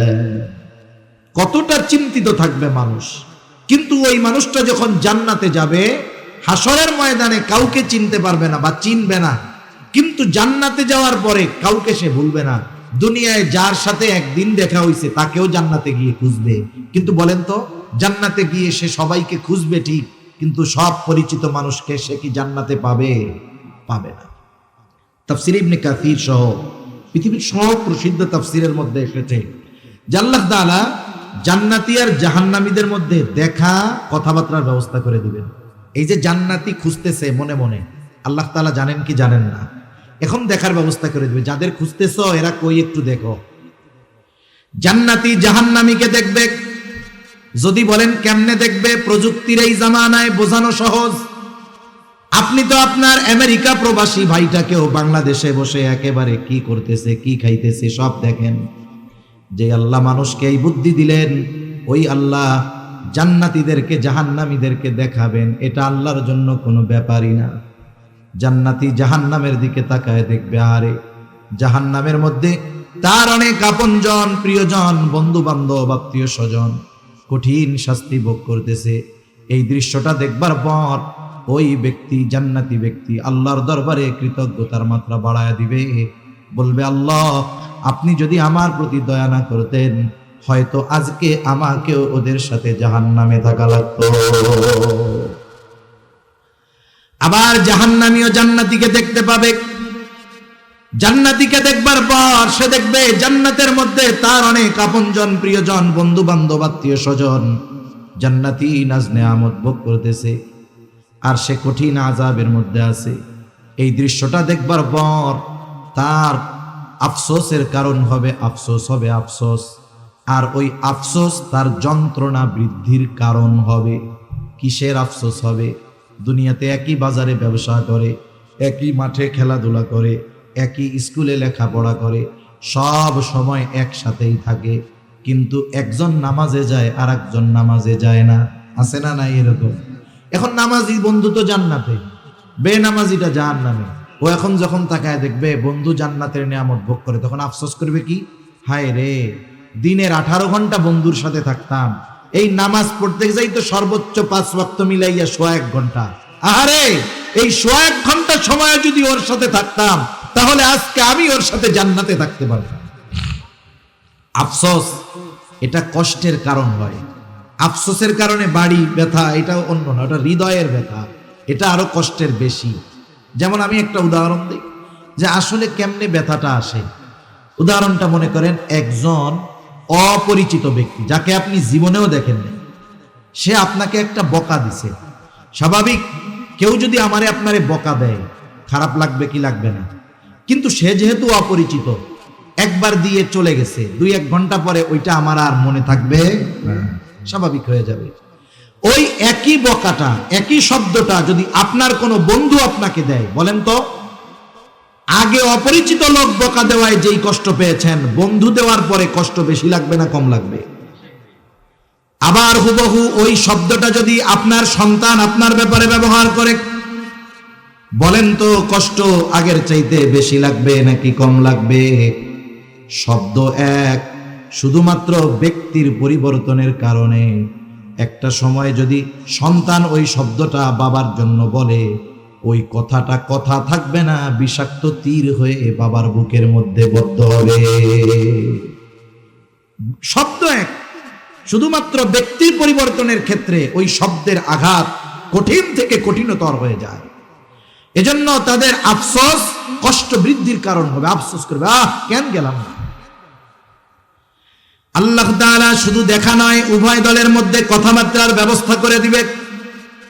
আল্লাহ তাআলা বলেন, ফি জান্নাতিন ইয়াতাসাআলুনা আনিল মুজরিমিন। জান্নাতীরা পরস্পর মুজরিমদের কাছে জানতে চাইবে, প্রশ্ন করবে, মা সালাকাকুম ফি সাকার, কোন কারণে তোমরা সাকারের অধিবাসী হইলা, কোন কারণে তোমরা জাহান্নামী হইলা। এইবার তাদের এই প্রশ্নের জবাবে জাহান্নামীরা তাদের জাহান্নামে যাওয়ার কারণ বলবে। 1 নাম্বার কারণ বলবে, ক্বালু লাম নাকু মিনাল মুসাল্লিন। 1 নাম্বার কারণ আমরা জাহান্নামে আসার, যে আমরা মুসল্লি ছিলাম না। মুসল্লি কাকে বলে? বলে সপ্তাহে 1 দিন মসজিদে হাজিরা দিলে কিন্তু সে মুসল্লি নয়। আমাদের ঢাকা শহরে 10 তলা মসজিদও আছে, জুমার দিন 10 তলা ভরে যায়, ওই বিল্ডিং এর ছাদটাও ভরে যায়, মসজিদের ছাদ। এরপরে সামনের যেই রাস্তা, 10 তলা বিল্ডিং, মসজিদের মধ্যে যত মানুষ, রাস্তায় তার চাইতেও বেশি। প্রত্যেকটা মহল্লার মসজিদের মধ্যে এই অবস্থা। চিন্তা করে দেখেন, এত নামাজি আসছে কোথার থেকে? অবশ্যই ওই মহল্লার মধ্যে এত মুসলমান আছে বিধায় এত মানুষ, ঠিক কিনা গো? আফসোসের ব্যাপার, যেই মহল্লার 5 তলা 7 তলা 10 তলা মসজিদ, জুমার দিন লোক ধরে না, রাস্তাও ভরে যায়, ওই মহল্লার ওই মসজিদে জুমার দিন বিকাল বেলায় আসরের নামাজ, নিচের কাতারগুলো ভরে না, ঠিক কিনা গো? তাহলে সপ্তাহে 1 দিন মসজিদে হাজিরা দিলে সে মুসল্লি নয়। মুসল্লি হলো সে শত ব্যস্ততা থাকার পরেও যেই লোকটা কখনো নামাজ বাদ দেয় না। আর আসল মুসল্লি যে, সে যে কর্মেই ব্যস্ত থাক, তার অন্তর মসজিদের সাথে একটা কানেকশন থাকে। হাদিসের মধ্যে আসছে, কিয়ামতের দিন সূর্য তো একেবারে কাছে থাকবে, সূর্য এখন 9,30,00,000 মাইল দূরে। বিজ্ঞান বলে সূর্যের শীতল দিক যেটা, সেটা পৃথিবীর দিকে দেওয়া। তাই এই সূর্যের তাপ গরমের দিন আমাদের দেশে সহ্য করা কত কষ্ট। ওই সূর্যটা কিয়ামতের দিন একেবারে কাছে থাকবে এবং গরম দিকটা হাসরবাসীর দিকে থাকবে। নবীজি বলেন ওই দিন কোথাও কোনো ছায়া থাকবে না আরশের ছায়া ছাড়া। আরশের ছায়ায় 7 শ্রেণীর মানুষ স্থান পাবে। নবীজি বলেন এই 7 শ্রেণীর মধ্য থেকে এক শ্রেণী, রাজুলুন কলবুহু মুআল্লাকুন ফিল মাসাজিদ।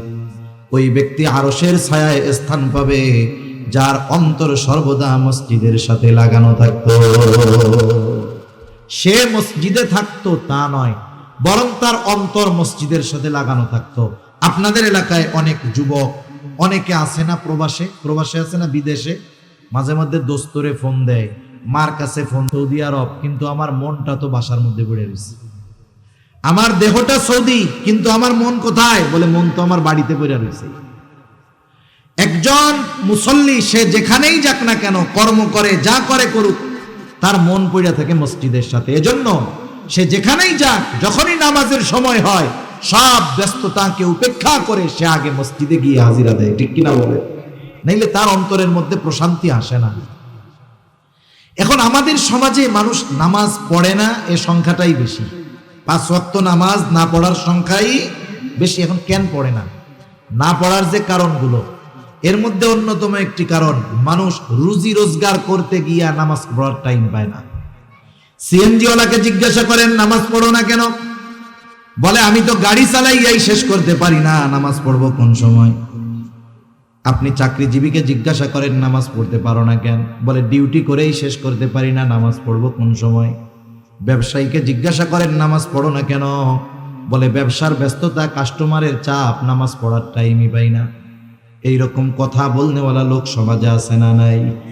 আপনাদের জিজ্ঞাসা করি, এই যে মানুষ কর্ম করে, পরিশ্রম করে, অবশ্যই শখে করে না, করে রিজিকের জন্য। ঠিক কিনা বলে? জীবন উপকরণের জন্য করে। এখন যেই রিজিক উপার্জন করতে গিয়ে নামাজ পড়ার সুযোগ পায় না, টাইম পায় না, একটু বুঝে থাকলে জবান খুলে জবাব দিবেন। বলেন তো, মানুষগুলো যেই রিজিক অর্জন করতে গিয়ে নামাজ পড়ার টাইম পায় না, সেই রিজিকের মালিক কে? আরো জোরে বলেন না কে? তার মানে বোঝা গেল রিজিকের মালিক হলেন আল্লাহ। আমার কর্ম আমাকে রিজিক দেয় না, মূলত রিজিক দেন আল্লাহ। এখন বলেন, রিজিকের মালিক যদি রিজিক পাওয়ার পদ্ধতি বলে দেয়, এর চাইতে উত্তম পদ্ধতি আর কোনটা হতে পারে নাকি? আমরা ইমানদার, আমরা শুধু কর্মের উপরে ডিপেন্ড করব না। শুধু কর্মের উপরে ডিপেন্ড করে তাকদীর, ভাগ্যকে অবিশ্বাস যারা করে, এরা যত উন্নত বিশ্বের লোক হোক না কেন, এরা হতাশা, ডিপ্রেশন, টেনশনে ভুগে বেশি। আর ইমানদার যখন চেষ্টা কইরা না পায়, কয় তকদিরে ছিল না, পাই নাই, সব শেষ। টেনশন সব কি মুহূর্তের ভিতরে শেষ। এখন রিজিকের মালিক আল্লাহ, আমার কর্ম আমাকে রিজিক দেয় না, রিজিকের মালিক আল্লাহ। আল্লাহ তাআলাই রিজিক দেন। মনে রাখবেন, আমরা আমরা আমরা আমাদের কর্মের মাধ্যমে কিছু পাইতে পারি, কিন্তু ওটার মধ্যে বরকত থাকবে না। কিন্তু আল্লাহ তাআলা যদি দেন, তার শর্ত ঠিক যদি রাখি আমরা, আল্লাহর পক্ষ থেকে যেই রিজিক আসবে, ওটা যদি অল্প হয়, ওর মধ্যে বরকত থাকবে। ঠিক কিনা বলেন? এখন আসেন, রিজিকের মালিক রিজিক পাওয়ার পদ্ধতি কি বলেছেন? আল্লাহ তাআলা বলেন, ওয়া'মুর আখলাকা বিস-সালাতি ওয়াসতাবির আলাইহা লা নাসআলুকা রিজকা। আল্লাহ রাব্বুল আলামিন বলেন, ওয়া'মুর আখলাকা বিস-সালাতি ওয়াসতাবির আলাইহা। আল্লাহ তাআলা বলেন, তুমি তোমার অধীনস্থদেরকে নামাজের আদেশ করো, তুমিও তার উপরে অটল থাকো। আমি যদি আল্লাহর পক্ষ থেকে যদি বরকতময় রিজিক আশা করি, তাহলে 1 নাম্বার, আমাকে তো নামাজি হতেই হবে, ঘরের মানুষদেরকেও নামাজি বানাতে হবে। ওয়া'মুর আহলাকা বিস-সালাহ। মনে রাখবেন, আপনি একা নামাজি, তাহাজ্জুদ, তাওয়াবিন, ইশরাক বাদ দেন না, কিন্তু আপনার ঘরের ছেলেটা নামাজ পড়ে না, আপনার মেয়েটা নামাজ পড়ে না, আপনার স্ত্রী নামাজ পড়ে না। আপনি দ্বীনের উপরে চলেন, কিন্তু আপনার পরিবার পরিজন দ্বীনের উপরে চলে না। মনে রাখবেন, আপনার অধীনস্থ মানুষগুলো বদ্দীন হওয়ার কারণে আল্লাহ তাআলা আপনার রিজিককে সংকুচিত করে দিবে। এজন্য আপনার রিজিকে বরকত আসার অন্যতম মাধ্যম আপনার পরিবারও দিনদার হতে হবে। অনেক মানুষ আছে মাঝে মধ্যে আমাদের সাথে মেসেজ দেয়, ফোন দেয়, প্রবাস থেকে দেয় যে হুজুর এত ইনকাম করি বরকত নাই। তা আমি আবার মাঝে মধ্যে জিজ্ঞাসা করি, প্রবাসে যারা থাকে এদের 3টা রোগ বেশি থাকে। কয়টা রোগ? একটা হলো জুয়া খেলার রোগ, 2 নম্বর হলো মদ পান করার রোগ, নেশার রোগ, 3 নম্বর হলো নারী ঘটিত রোগ। সমস্যা আছে এইগুলা? বলে হুজুর আল্লাহর কসম এগুলা কোনো কিছু নেই, বিড়ি সিগারেটও খাই না, নামাজ কালাম ঠিক মতো পড়ে না। পড়ি হুজুর, ডিউটি করি, নামাজ কালাম পড়ি, বিশ্রাম নেই, আপনাদের ওয়াজ নসিহত শুনি, এতটুকু শেষ। তা আমি আবার কয়েকজনকে জিজ্ঞাসা করেছি, আপনার তো সব ঠিক আছে, তা ঘরের অবস্থা কি, বাড়ির অবস্থা কি? বলে হুজুর এ কথা আর বললেন না, বেতন পাঠাইতে দেরি, মার্কেটে যাইতে দেরি হবে না, এত ফোন দিয়া বিদেশের থেকে আমি জাগাই ফজরের নামাজের জন্য, পড়ে না, ছেলেটা কথা শুনে না, মেয়েটা নামাজ পড়ে না। আমি কয়েকজনরে এরকম বলছি, ভাই আপনি তো ছিদ্র কলসে পানি ঢালতেছেন, কিয়ামত পর্যন্ত হায়াত পাবেন, ঢালতে থাকবেন, কিন্তু কখনো ভর্তি হবে না। সেজন্য আপনি আপনার পরিবারকে আগে দ্বীনের মধ্যে আনেন, লক্ষ টাকা নয়, অল্প টাকাও যদি হয় আল্লাহ তাআলা বরকত দিয়ে দিবে ইনশাআল্লাহ। আপনি দেখেন তো এই সমাজে সবচাইতে কম উপার্জন হলো ইমাম সাহেব, মাদ্রাসার শিক্ষক, মুয়াজ্জিন, এনাদের। যদিও ইমাম নেতা নাম, কিন্তু বেতন নাই। ওনাদের পরিশ্রম হিসাবে ওনাদের সম্মানই বাস্তবেই কম। ওনাদের ডিউটি কোনো সরকারি ছুটির দিন নাই, একেবারে প্রত্যেক দিন 24 ঘন্টা ডিউটি। যেই দিন আপনার চাকরি ছুটির দিন শুক্রবার, ওই দিন ওনারারও ডিউটি বেশি, ঠিক কিনা বলেন? সেই অনুযায়ী বাস্তবতা হলো ওনাদের যেই সম্মানই একেবারে কম। এই সমাজে একটা রিক্সাওয়ালাও যদি মোটামুটি 10-12 ঘন্টা রিক্সা চালায়, কমপক্ষে মাসে 30,000 টাকা উপার্জন করতে পারে। কিন্তু বাস্তবতা হলো আমাদের রাজধানী ঢাকা শহরের বড় বড় মসজিদগুলোর মধ্যেও ইমামের বেতন 30,000, এটা হাতে গোনা কয়েকটা মসজিদে হবে, অধিকাংশ 15 থেকে 20-এর মধ্যে। আপনাদের কি মনে হয় যেই বাজার দর, যেখানে 1 কেজি খেজুরের কম দামি খেজুর, ওইটার মধ্যেই 220 টাকা ট্যাক্স, আর বেশিটার কথা তো বাদ দিলাম। যেই সমাজে এত দ্রব্যমূল্যের ঊর্ধ্বগতি, 4 জন লোক যদি থাকে এক ফ্যামিলিতে, স্বামী স্ত্রী 2 জন সন্তান, বলেন তো বাসা ভাড়া টাড়া দিয়ে 20,000 টাকায় হয়? এটা বলেন, হয় না। এরপরেও দেখবেন কোন ইমাম অল্প উপার্জন হলেও এ কখনো অভাবে পড়ে না। মানুষের কাছে এসে বলে না যে আমার সব শেষ হয়ে গেল। যদিও উপার্জন কম, বলে বরকত আছে। বরকতটা কেমনে হয়, হওয়ার কারণটা কি?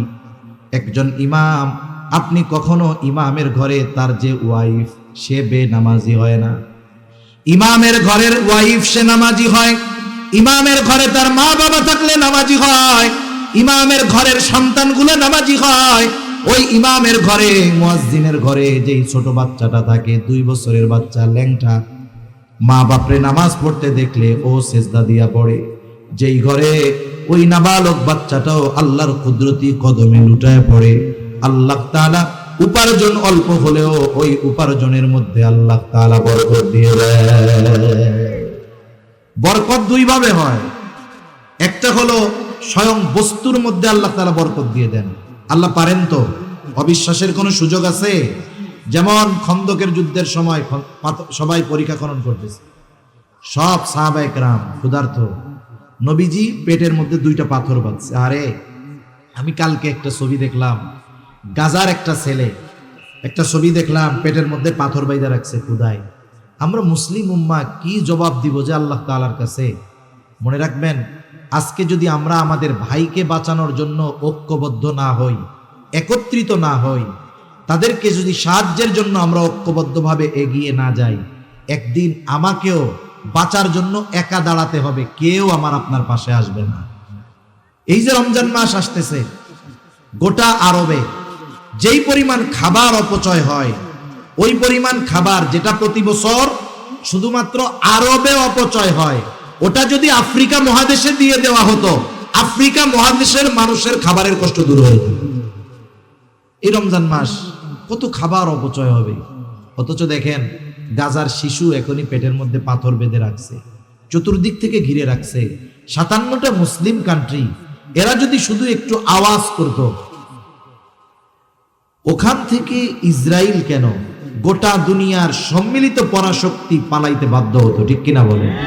কিন্তু বাস্তবতা হলো আমরা তো 1000 মাইল দূরে, আমরা সীমান্তের বেড়া জালে গেড়া কলে আটকে গিয়েছি। আমাদের মন চায় আমাদের ভাইদের পাশে গিয়ে দাঁড়াইতে, কিন্তু আমরা অক্ষম।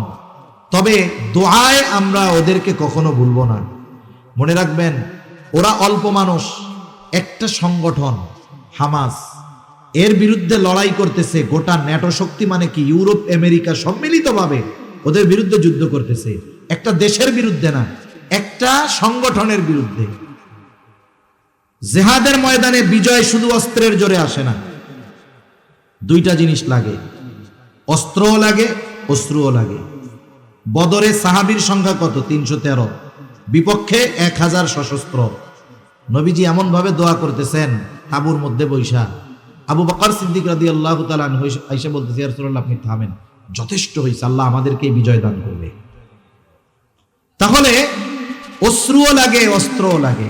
অস্ত্রের জোরেই যে জয়ী হয় তা না। এবার আসেন প্রেক্ষাপট দ্বিতীয়টা, উহুদের ময়দান। উহুদের যুদ্ধে মুসলমানদের সংখ্যা বেশি, আগের চাইতে বেশি, অস্ত্র শস্ত্রও বেশি।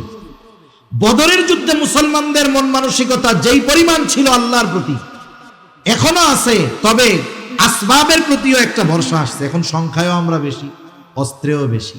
আল্লাহ তাআলা সাময়িক পরাজয় দিয়ে মুসলমানদেরকে শিক্ষা দিয়েছেন, শোনো, যারা ইমানদার এরা অস্ত্রের বলে, সংখ্যার বলে জয়ী হয় তা নয়, বরং এরা আল্লাহ তাআলার সাথে সম্পর্ক যত গভীর হবে, সংখ্যায় যত কম হোক, অস্ত্র যত কম হোক, আল্লাহ তাআলা ওদেরকেই বিজয় দান করবে। এ বদর যুদ্ধ ছিল মুসলমানদের জন্য শিক্ষণীয় এক বিষয়, যার কারণে এর পরবর্তী সময় থেকে নিয়ে মুসলমানেরা অনেক সংখ্যায় হলেও, অস্ত্র অনেক থাকলেও, অস্ত্র এবং সংখ্যার উপরে তারা কোনো সময় ডিপেন্ড করে নাই, আল্লাহ তাআলার উপরে তারা ভরসা রেখেছে। তাহলে আমরা তো অস্ত্র দিয়ে ওদের সাথে যুদ্ধ করতে পারবো না, আমরা অস্ত্র দিয়ে দোয়া করব। রমজান মাস আসতেছে, দোয়া কবুলের মাস, আমরা খাস করে প্রত্যেকটা দোয়ায় ওদেরকে উল্লেখ করব। আমাদের সমস্যা হলো, যখন সংবাদ মাধ্যম, গণমাধ্যম একটা বিষয়কে বেশি ফলাও করে প্রচার করে, ওই সময় আমাদের মধ্যে কিছু আবেগ, দরদ জেগে ওঠে। যখন সংবাদ মাধ্যম অন্য ইস্যুতে চলে যায়, তখন ওইটা আমরা ভুলে যাই। কিন্তু তাদের অবস্থা তো ওইরকমই আছে, আরো কষ্ট হচ্ছে। জানেন কয়েকদিন আগে কি হয়েছে? খাবারের অভাব, গোটা দুনিয়ায় যখন খাবারের অপচয়, তারা খাবারের অভাবে আছে। কত বড় খারাপ এই ইহুদি জাতি! ওরা একটা জায়গায় মানুষদেরকে খাবার দিবে, ত্রাণ দিবে, স্বাভাবিক খাবারের অভাব, সব শিশুরা, মহিলারা, বৃদ্ধরা, পুরুষেরা সব এক জায়গায় একত্রিত হয়েছে। আপনারা এপ্রিল ফুলের ইতিহাস জানেন না? এপ্রিল ফুল, 1 এপ্রিল, অনেক মুসলমানের সন্তানেরা মেসেজ দিবে বোকা বানানোর জন্য। এপ্রিলের বোকা, এটা তো মুসলমানদেরকে বানানো হয়েছিল। স্পেন যখন মুসলমানদের হাতছাড়া হয়ে গেছে, ওই জালেমরা বলছে যে তোমরা এক কাজ করো, তোমরা যারা মসজিদের মধ্যে যাবা তোমরা নিরাপদ। আর এক গ্রুপকে বলছে যারা নৌকায় ওই পাড়ে চলে যেতে চাও তারা নিরাপদ। এরা কি করলো? যাদেরকে সাগর পথে পাঠাইছে এদের নৌকাগুলো ছিদ্র করে দিয়েছে, সমুদ্রে ডুবে অনেক মুসলমানেরা মারা গেছে। মসজিদের মধ্যে যারা ঢুকবা তোমরা নিরাপদ, ওরা চারদিক দিয়ে আটকিয়ে মসজিদের মধ্যে আগুন ধরায় দিয়েছে। এই যে মুসলমানেরা যে বোকা হইছে, মসজিদে ঢুকছে বাঁচার জন্য, আর ওরা মেরে ফেলতে পারছে, এটা ওদের আনন্দের বিষয়। আর এই বিষয়গুলো আমাদের মুসলমানের সন্তানেরা না জেনে 1 এপ্রিল বন্ধুরে মেসেজ পাঠাবে, ফাঁকা মেসেজ, বলদ বানানোর মেসেজ, এগুলো আমরা করব না। এই সব গাজার মানুষেরা এক জায়গায় একত্রিত হয়েছে, কিসের জন্য? বলে কিছু খাবারের জন্য। এইটাকে ইসরায়েলিরা সুযোগ মনে করে ওই জায়গায় বোমা হামলা করছে। কতটা অমানবিক হতে পারে, কতটা অমানুষ হতে পারে, কতটা নৃশংস হতে পারলে এই ধরনের কাজ একটা জাতি করতে পারে। ওদের জন্য হেদায়েতের দোয়া আর কি করব, মুখ দিয়া হেদায়েতের দোয়া আসে না, এখন ডাইরেক্ট ধ্বংসের দোয়াই করতে মন চায়, ঠিক কিনা বলে? একটা বিষয় হলো তাদের এই অবস্থা, আমরা সহযোগিতা করতে পারতেছি না, কমপক্ষে যদি প্রতিদিন দোয়া না করি, আল্লাহর দরবারে ধরা খেয়ে যেতে হবে।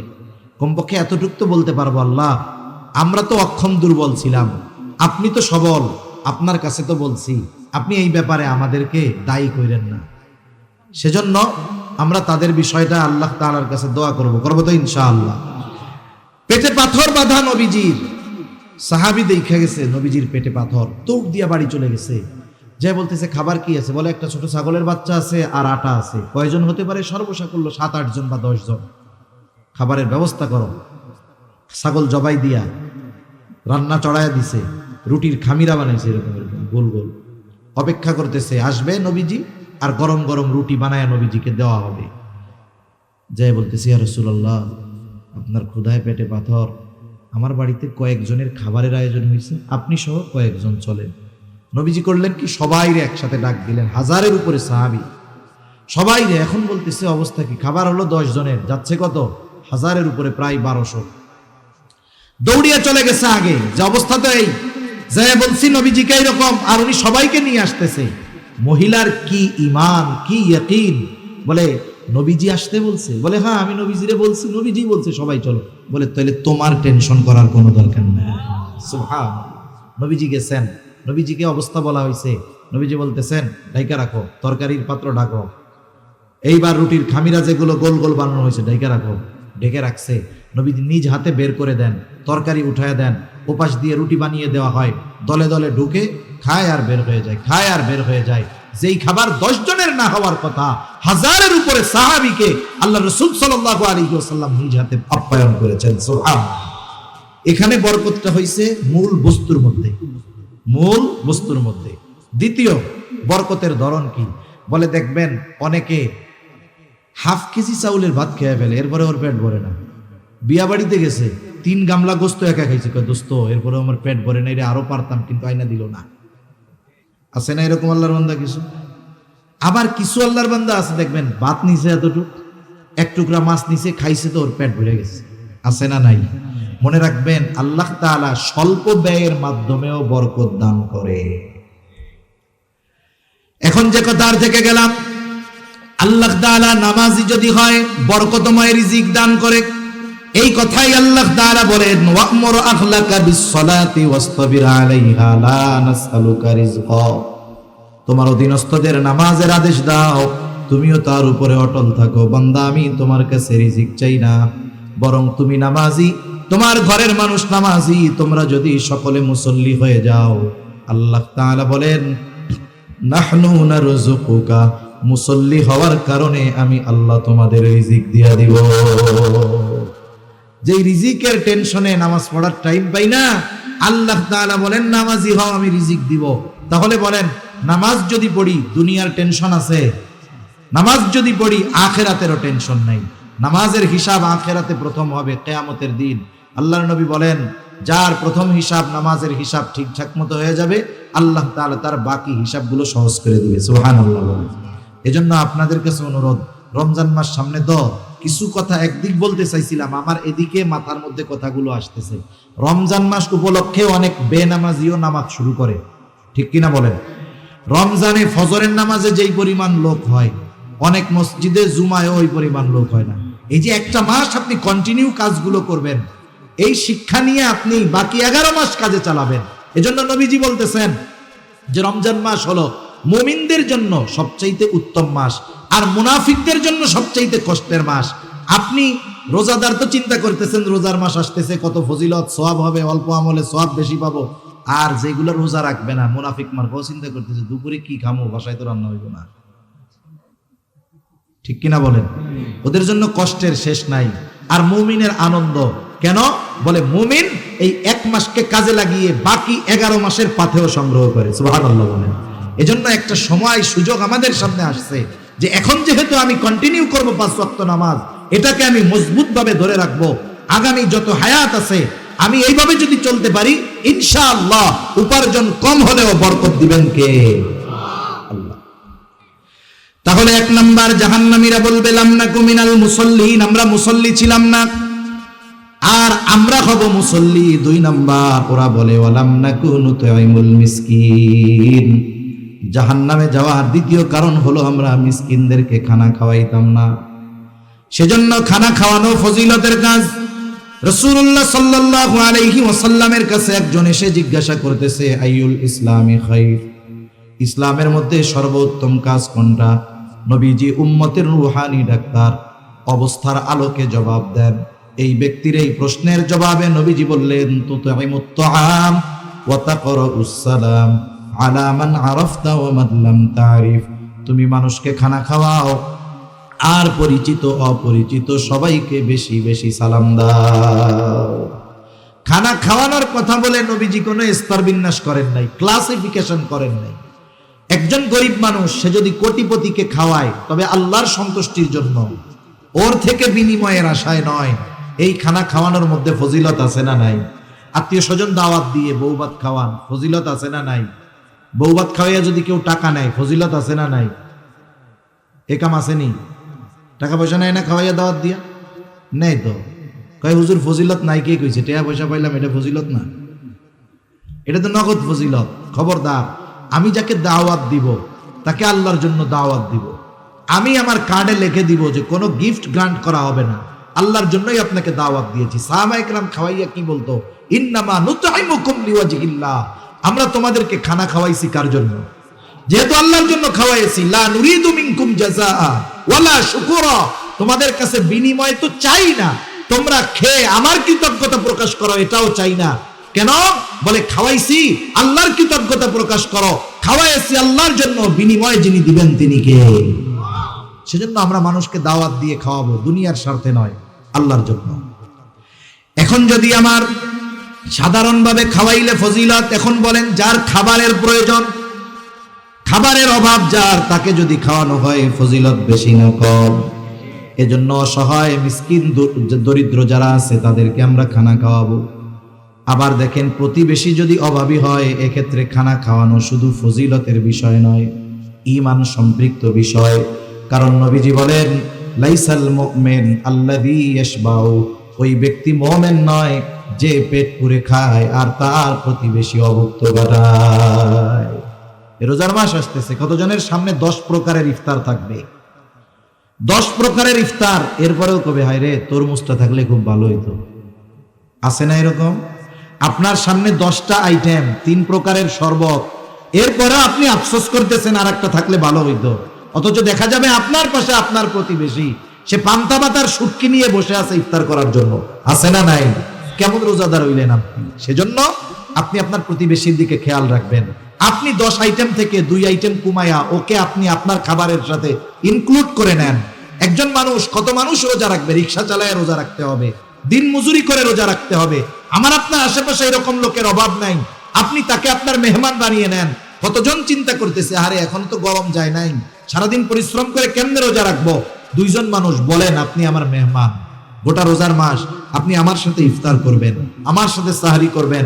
আরে ভাই, আপনার রোজা কি হইলো না হইলো জানি না, ওই ব্যক্তি আপনার সাথে ইফতার করবেন, আপনি ইফতার করানোর কারণে, সাহারি খাওয়ানোর কারণে ওই ব্যক্তি রোজাদার।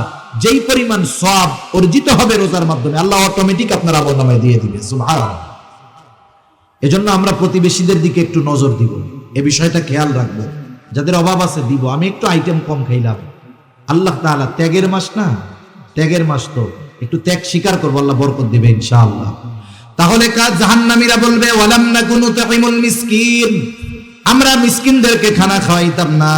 3 নাম্বার বলবে ওয়া কুন্না নাখুদু মা'আল খাইদিন, অনর্থক অহেতুক কথাবার্তায় যারা লিপ্ত থাকতো আমরাও তাদের সাথে গিয়ে বসতাম, টাইম কাটাইতাম। এই যে আমাদের দেশে অধিকাংশ সময় দেখি যাদের টাইম আছে, সময় আছে, কেউ টেলিভিশন দেখে, কেউ চায়ের দোকানে আড্ডা দিয়ে সময়গুলো কাটিয়ে দেয়। এই সময়ের জন্য আফসোস পরে করবে, কারণ এই দুনিয়াতে জীবন্ত মানুষের বড় বড় নেয়ামতগুলোর মধ্যে অন্যতম দামি এক সম্পদ হলো হায়াত। এই হায়াত যদি আমরা এভাবে নষ্ট করে দেই, মৃত্যুর পরে আফসোস করবে, হায়াতের জন্য কিন্তু কোনো কাজ হবে না। এজন্য অহেতুক মজলিস থেকে বাঁচবো। আশরাফ আলী থানভী রহমাতুল্লাহি আলাইহি বলেন, 2 ধরনের মজলিস ছাড়া কোনো মজলিস নিরাপদ না। একটা হলো ওই মজলিস যেখানে জাগতিক কল্যাণ আছে, জাগতিক বৈধ কল্যাণ আছে, ওই মজলিস। যেমন অনেক সময় আমরা সামাজিকভাবে অনেক আলাপ আলোচনায় বসি, সমাজের এই উপকার, এই রাস্তাঘাট, এগুলো। আর দ্বিতীয় হলো ধর্মীয় দ্বীনি মজলিস। এই যে মসজিদগুলোর মধ্যে যে মজলিসগুলো হয়, এগুলো নিরাপদ মজলিস। এটা ছাড়া বাকি যত মজলিস আছে, ওই মজলিসগুলো ভালো দিয়ে শুরু হয়, মন্দ দিয়ে শেষ হয়। মনে করেন 5 জন এক জায়গায় বসছে, একজন আলেমের কথা বলতেছে যে ওই আলেম খুব ভালো মানুষ, বুজুর্গ মানুষ। এখন একজন ভালো মানুষ সবার কাছে ভালো না, দেখা যাবে ওই মজলিসে একজন তাকে পছন্দ করে না, বলবে হুজুর এত ভালো কইও না, ওনার ব্যাপারে আমি খুব ভালো মতো জানি। আর একজন খোঁচা দিবে, কি জানো একটু আমাকে কও না। এবার বলে ওই হুজুরের ওই দোষ। এখন বলেন তো ওই দোষ যদি ওনার মধ্যে থাকে, আছে বাস্তবে, কিন্তু ওনার অনুপস্থিতিতে আলোচনা করলেন, কি হয়ে গেল? গীবত। আর যদি না থাকে, হিংসার কারণে যদি বানায়া বলেন, তাইলে হইল অপবাদ। কি হইল? অপবাদ। শুরু হয়েছিল কি দিয়ে? প্রশংসা দিয়ে। শেষ হয় কি দিয়ে? বলে অপবাদ দিয়ে। এজন্য জীবনের উসুল অনেক সময় আছে যে অনেক সময় অনুপস্থিত ব্যক্তির প্রশংসাও সব মজলিসে করতে হয় না, বুঝে শুনে করতে হয়। যদি তার প্রতি আমার মহাব্বত থাকে, আমি মানুষের সামনে বলার দরকার নাই, আমি তার জন্য আল্লাহর কাছে দোয়া করবো, আল্লাহ আমি ওই ভাইকে আল্লাহর জন্য আপনার জন্য ভালোবাসি, আপনি তাকে কল্যাণ দান করেন, ঠিক কিনা বলেন?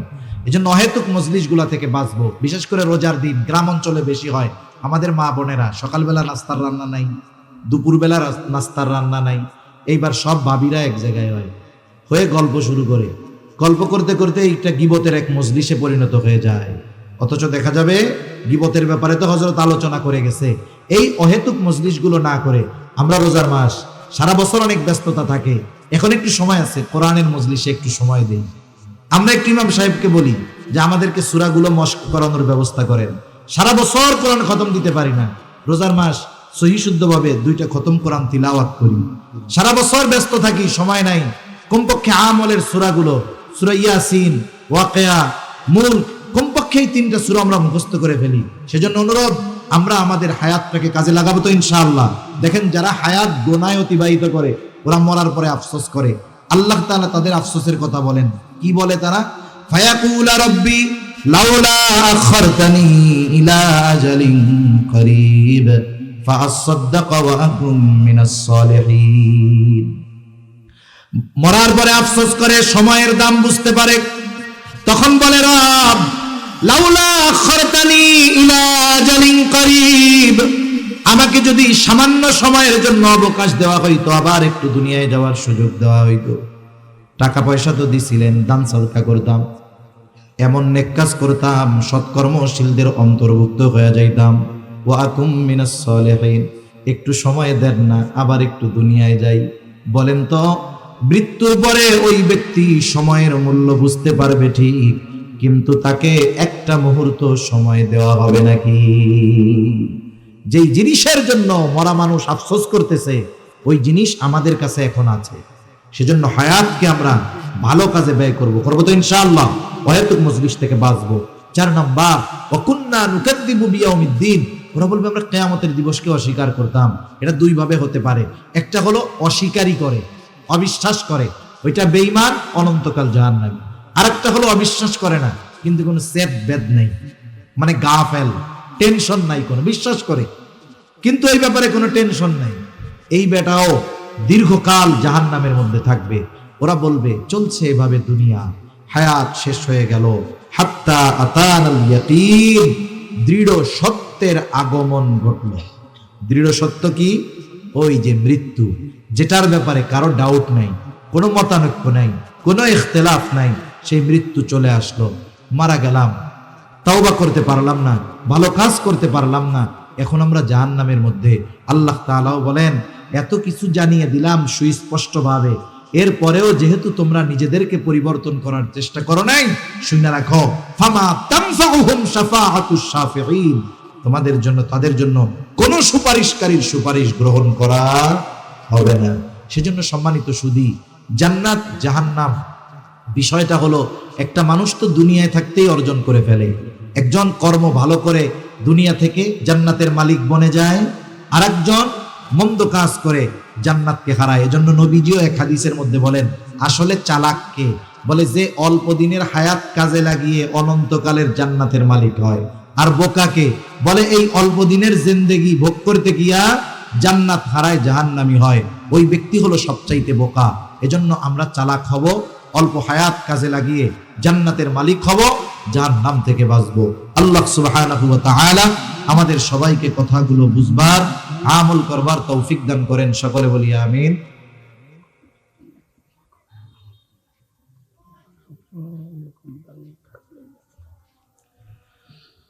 সবাই সবার জন্য দোয়া করব, বিশেষ করে যারা এই